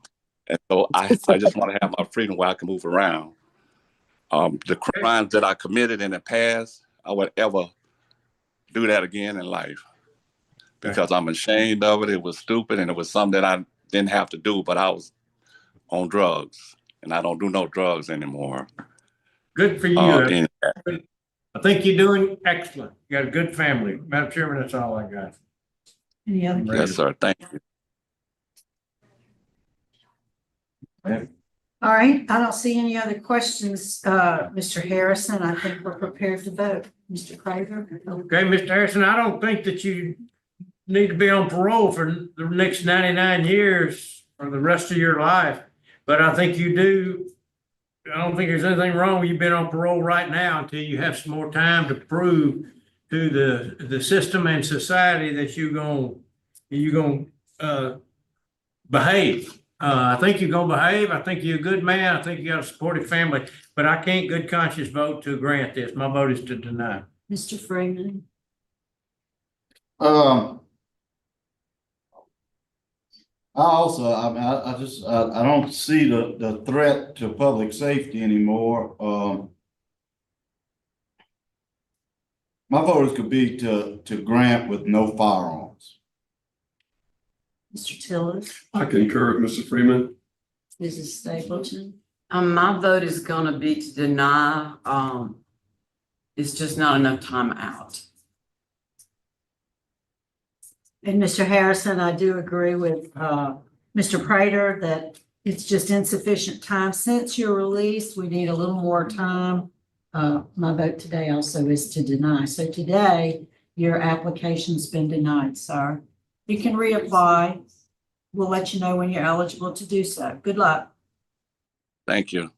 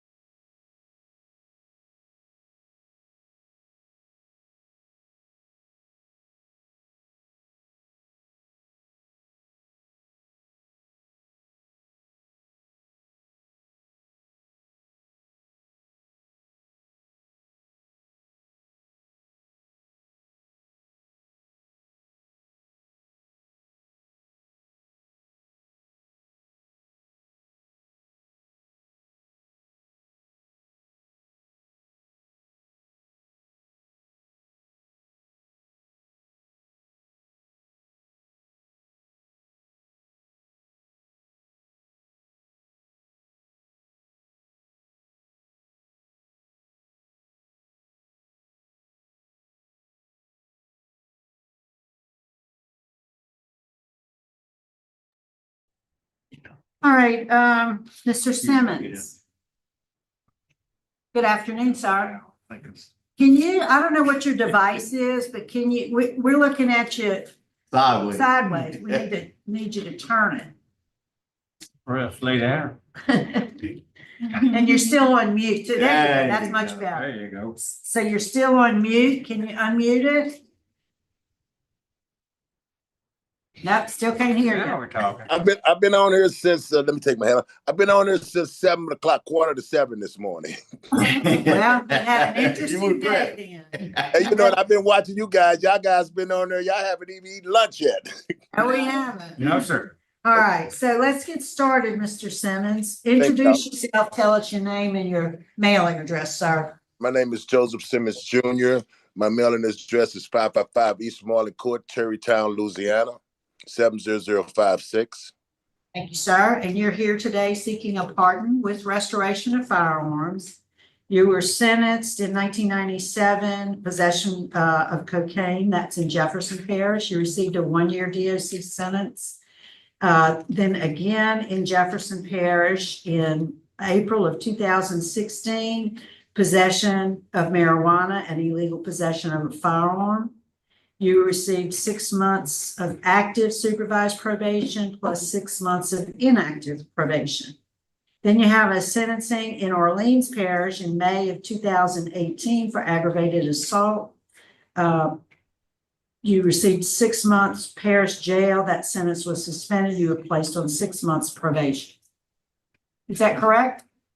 From memory, it is, ma'am. The last one that you mentioned, it was just I got in the middle of I don't know how to say this nicely. 2 women that were loving each other. The other one accused me of something that I never did, and the court just told me to take the plea because they could never get them to come to court.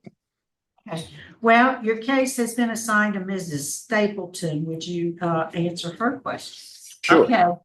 Please. All right, so why don't you go ahead and tell me some of the details about your criminal history here? What brought you here? I mean, what put you in jail, in your words?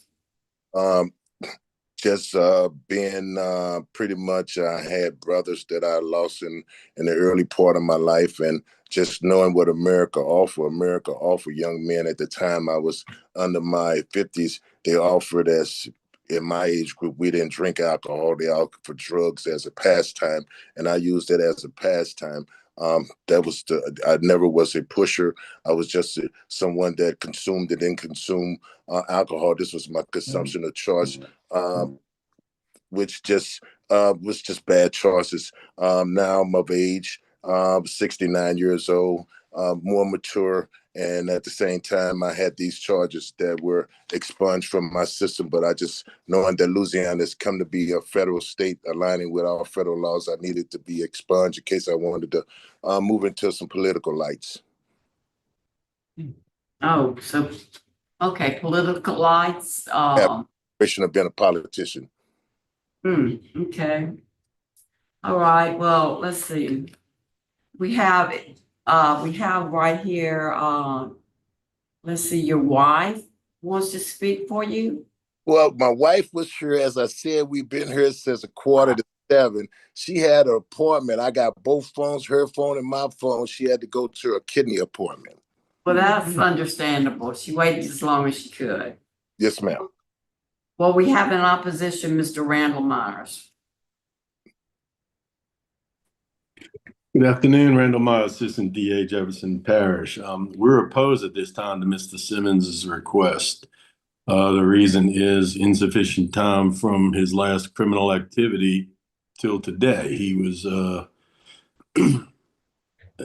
he's asking for a pardon, I believe, for his 97, maybe even as well as 2016 and 18 offenses, but there hadn't been 10 years between the 2018 offense and even the 2016 offense in today.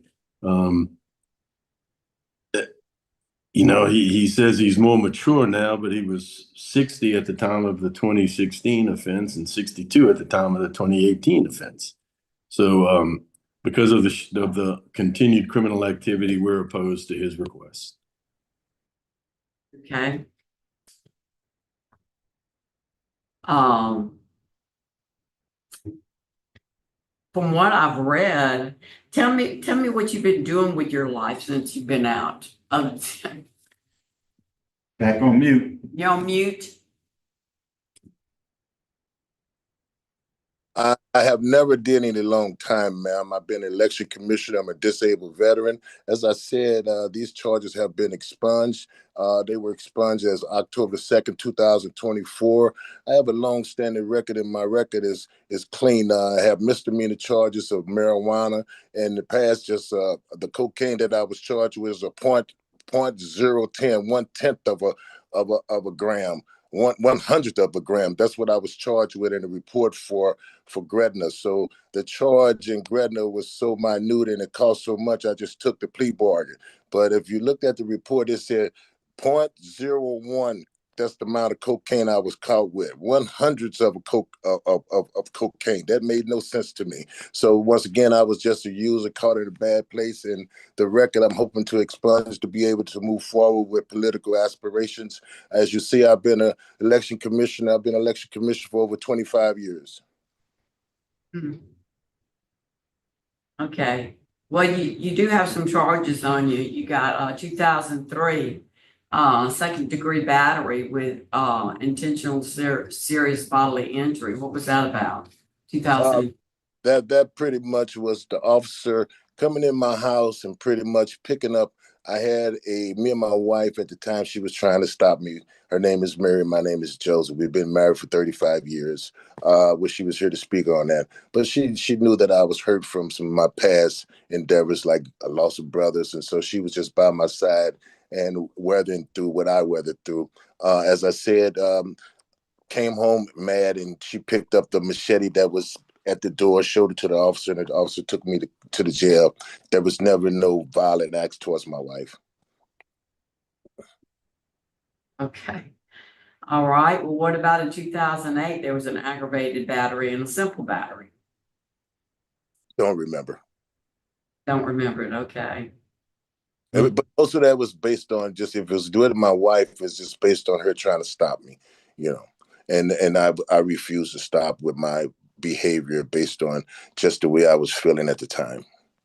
Yes, you see, those are all just batteries, and it was batteries between me and her. So that's her trying to stop my behavior and me not wanting to stop.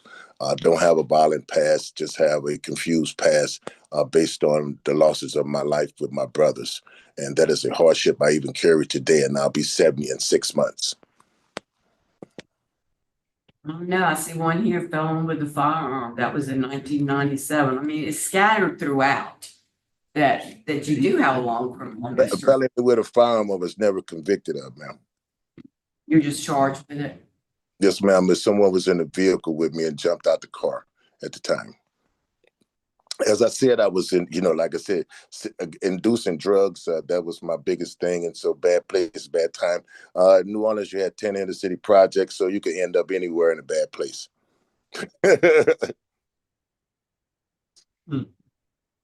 Okay. The 2017, the victim in the police report said that she was waiting for a friend. And That's, not to cut you short, ma'am, that's where I got in the middle of two females. I had been dealing with Miss Allegra Allen for many years. I knew her grandmother, was visiting her, and her girlfriend made that altercation and made that false claim. As you see, neither one of them never came to court. The judge carried the case for 2 years, and he just said, well, Mr. Simmons, why don't you just take this charge as a municipal charge, and it won't give you any time, because I had spent many years going back and forth with that, and they could never subpoena them to court and never get them to come to court to testify. So I just took the plea bargain and to get it passed. Anybody else have any questions? Yes, I do. Okay, you're killing me. 2 different times they said you had a gun. You trying to say you never had a gun? 2 different arrests. Gun was found.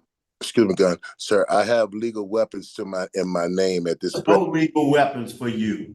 You're a convicted felon.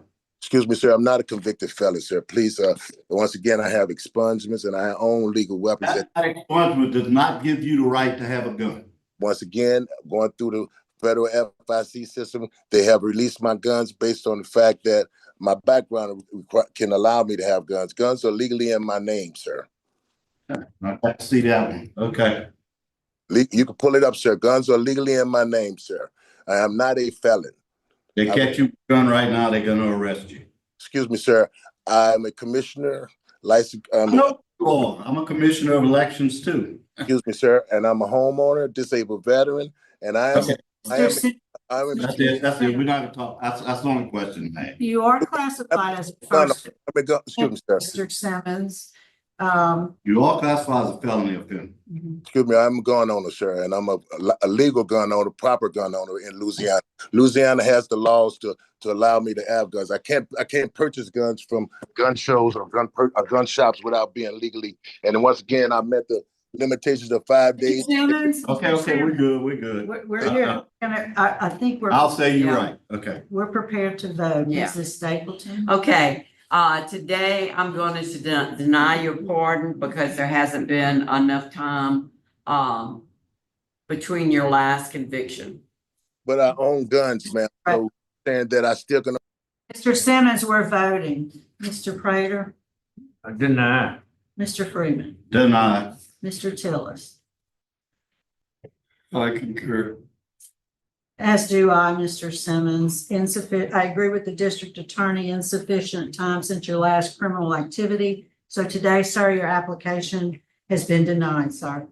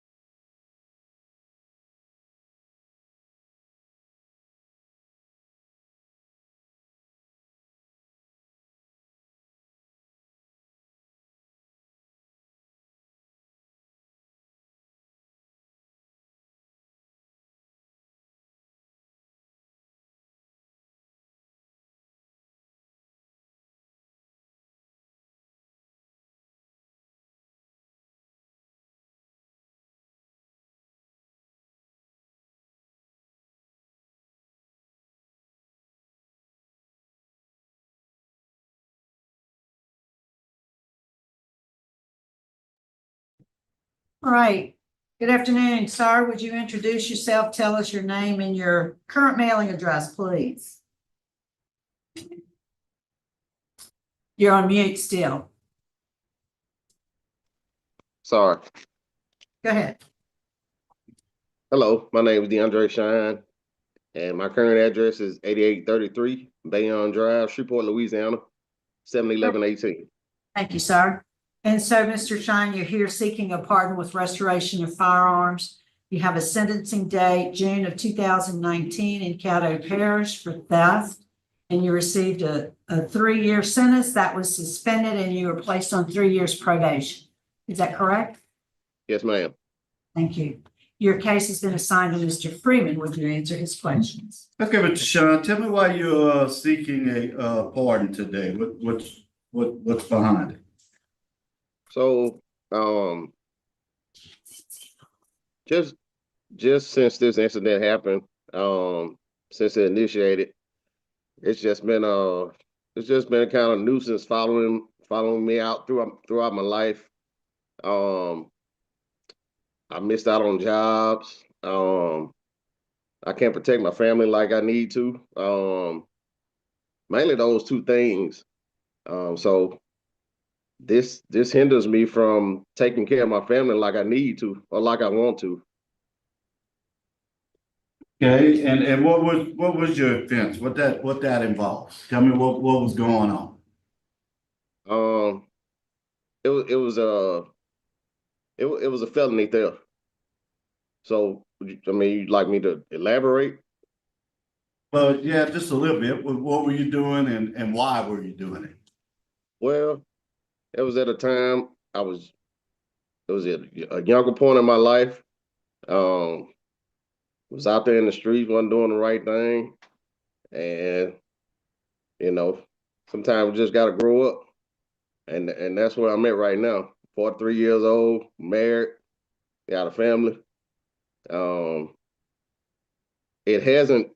hadn't let that stop me, from living life, try to take care of my family the right way, do the right thing, and live in society like everybody else.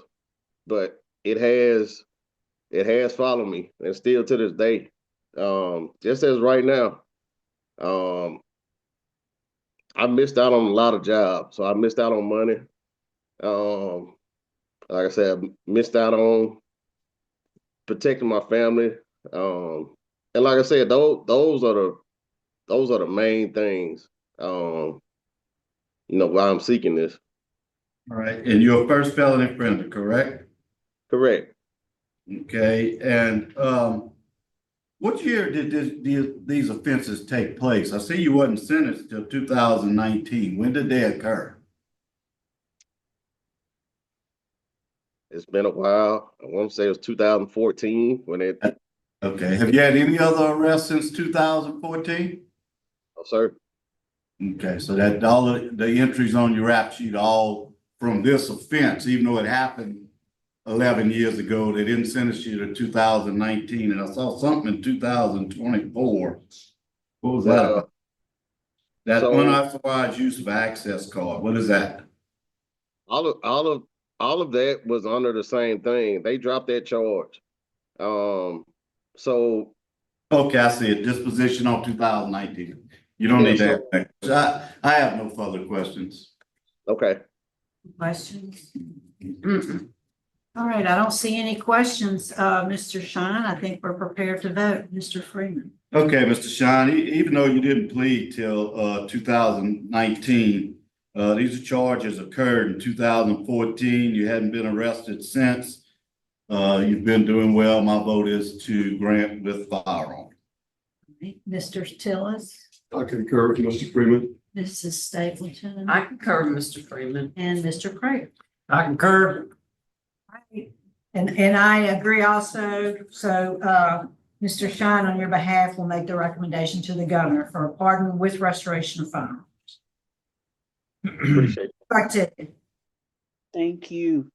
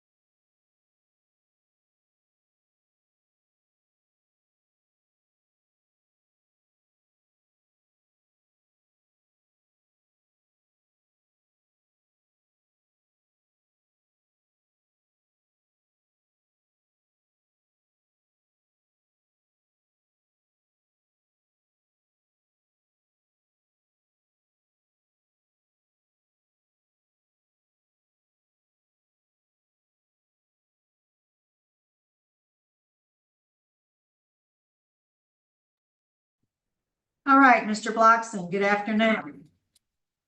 Hello, good afternoon. You're not driving, are you? You're in a No, passenger. ma'am. No, ma'am, I'm not driving. Okay, good. Would you tell us introduce yourself with your full name and your current mailing address? Yes, I'm Courtney Carter Blockson. My address is 146 Copper One Drive, Monroe, Louisiana, 71203. All right, thank you, sir. So you're Thank you. here today seeking a pardon with restoration of firearms. You were sentenced in 2022, April, in East Parish, 3 counts of filing false public records. You were sentencing was deferred and you were placed on 3 years active supervised probation. Is that information correct? Yes, ma'am. Thank you. Your case has been assigned to Mrs. Stapleton. Would you answer her questions? Okay, so why don't you tell me what's going on? How many counts were you charged for and what did you actually do? They changed the charges a couple of times. As far as what I know, as far as it was It's a 3 very poor counts. connection, Mr. Blockson. It's very poor connection. You're breaking up. Maybe. May need I'm to sorry, pull I'm over. gonna pull over. Yes, thank you. Yes, I am. Yes, is that better? That's better. Okay. Yeah, as far as with the plea deal, it was only 1 count of the transference of, falsified records. There was only 1 count that I believe I actually was charged with the plea deal. So when I was reading the information here, it said that the Louisiana Department of Revenue noticed at least 150 tax returns. No, ma'am. That's not correct. From what happened, as far as it was very actually confusing for me because I've never really been through this, process or had any legal issues. But from my understanding, they were basically investigating a possible 150 cases that they could have looked at, and they interviewed, and I believe it was mostly a phone interview. I think they interviewed 5 or 6 witnesses that basically said that it was in regards to child tax credit, basically where they reported a document claiming child tax credit that they say I had knowledge of, and it wasn't correct. It was a falsified document with improper information on it. But it was only like 5 people that they actually even talked to, and I believe that was through the phone. And I think they met with maybe 1 or 2 people in person, but the other 3 people was just a phone interview. Well, let me ask you something. They, one of the individuals said they did not give Courtney Blackstone permission to use their social security number and name to indicate that they owned a daycare center. And he took it upon himself to falsify information on tax returns when not being advised to do so. For the duration in question, tax specialists at the Louisiana Department of Revenue could have sustained a loss of approximately $131,000. Yes, ma'am. Did you want me to respond to that? Yeah. Okay. Just to go into detail, I was unaware that it was about the case, but to go into detail, what actually happened was I used to provide tax assistance because my dad and I owned a restaurant for about like 30 years, and there would be certain people that would come into the restaurant because they knew that I did business taxes, and they would ask me, could I help them? And Wait a during minute. that, Okay, so business taxes, and they asked if you could help them. Did you charge people to help them with their taxes? Because I see where you said that you were helping them so they didn't have to pay outrageous costs. So did Correct. you charge them a smaller fee? No, I never charged anyone, and that's what's so, I mean, you know, just frustrating for me. I never charged anyone for any tax service. I never represented myself as a tax preparer. I never even technically filed any tax returns at all. I would prepare them a potential tax, and then they would set up an account on TurboTax, and they would submit their own taxes. I never had access to anyone's, you know, bank accounts. I never received any payments. There was never any payment made, you know, to me directly or indirectly. The only thing, from what I understand, because I mean, mind you, I was never interviewed about this case. I was never the investigation. I was never even questioned by an investigator. You know, when I found out about this case, an officer with the Monroe City came to my restaurant, and they said that you are being detained as a courtesy from the Attorney General's office because, you know, they're thinking about, you know, they're trying to set some charges upon you.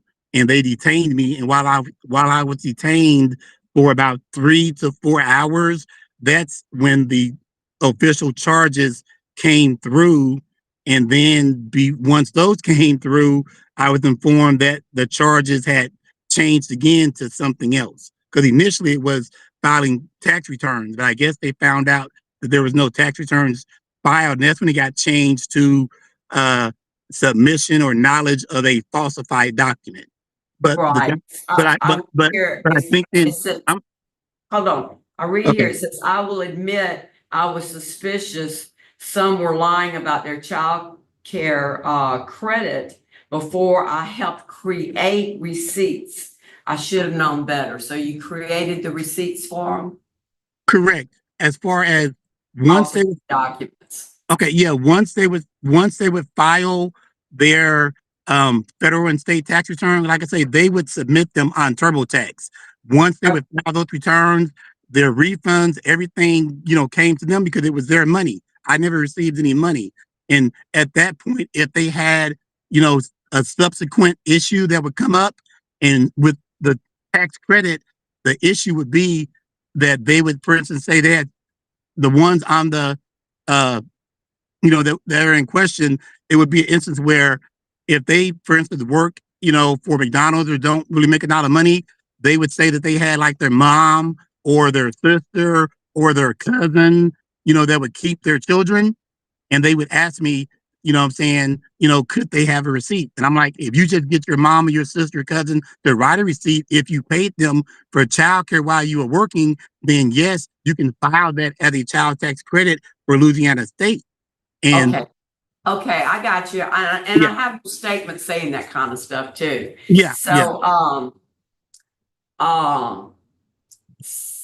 So myself, does anybody else have any questions?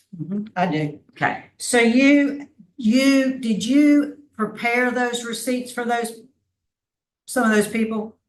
Yes, I did prepare them, and I would give them to them, and they would mail them to Louisiana State. But in my defense, ma'am, I explicitly made it clear, because I have been helping people for a number of years. I made it explicitly clear that if Louisiana State is already providing daycare for your child, if you are not paying your, I'm sorry, ma'am, I wasn't trying to upset you. The special agent's report says legitimate daycare centers were used to facilitate processing of child care tax credit. So, but you're saying they were individuals, not daycare centers. Correct. All right. And let me ask you this question. So you were sentenced in 2022 and you paid your restitution finally in 2024. Yes, ma'am. Late 2024, because initially, when we reached out to the Attorney General's office, they were opposed to any favorable consideration for you because no payments had been made at that time, and that was July of last year, had been made toward restitution. Okay. Yes, ma'am. Could I comment on that just really quickly?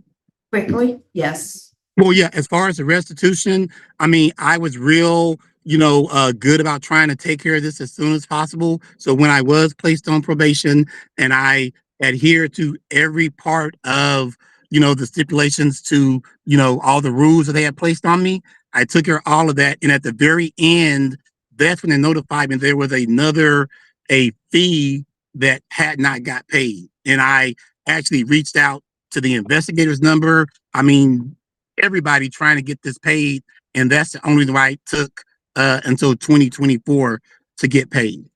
Okay. And early on, you mentioned everybody that came to the restaurant knew you did business taxes. What did you mean by that? What kind of business tax? What I was trying to explain was me and my dad have had a restaurant within the community, over the last 30 years. And a lot of people knew by me owning a business, they just assumed that I, knew about taxes because I would prepare our business taxes. So when they needed help with their personal taxes, they would come into the restaurant and just ask, hey, could you take a look at this? Could you take a look at that? And that's where the help came in as far as me trying to help different people with whatever tax issues they may have had. I understand. Thank you, Mr. Blockson. I think we're prepared to vote. Mrs. Stapleton? Yeah, I'm gonna deny your request today for a pardon. You haven't been on parole long enough. So. Mr. Prater? This is the only thing you've really ever done other than traffic. And I think you've learned your lesson. And my vote is to grant your petition, and recommend to the governor that you be pardoned with restoration of firearms. Mr. Freeman? I also, I think this is kind of a circumstance case here where special circumstances, nothing else on your record. My vote is to pardon with restoration of firearms. Mr. I concur with Mr. Prater and Freeman. All right. And Mr. Blockson, this is really a confusing case to me, but I do agree you have nothing else on your record, although it was a recent conviction. You have paid the restitution, and that was the only objection cited by the Attorney General's office, and my vote would be to make the recommendation for a pardon with restoration of firearms. So you've received 4 votes in that regard. We're going to make that recommendation on your behalf, sir. Good luck. I'm sorry, can I just say one more? I know you guys are busy, but I just wanted to say that she hung up on me.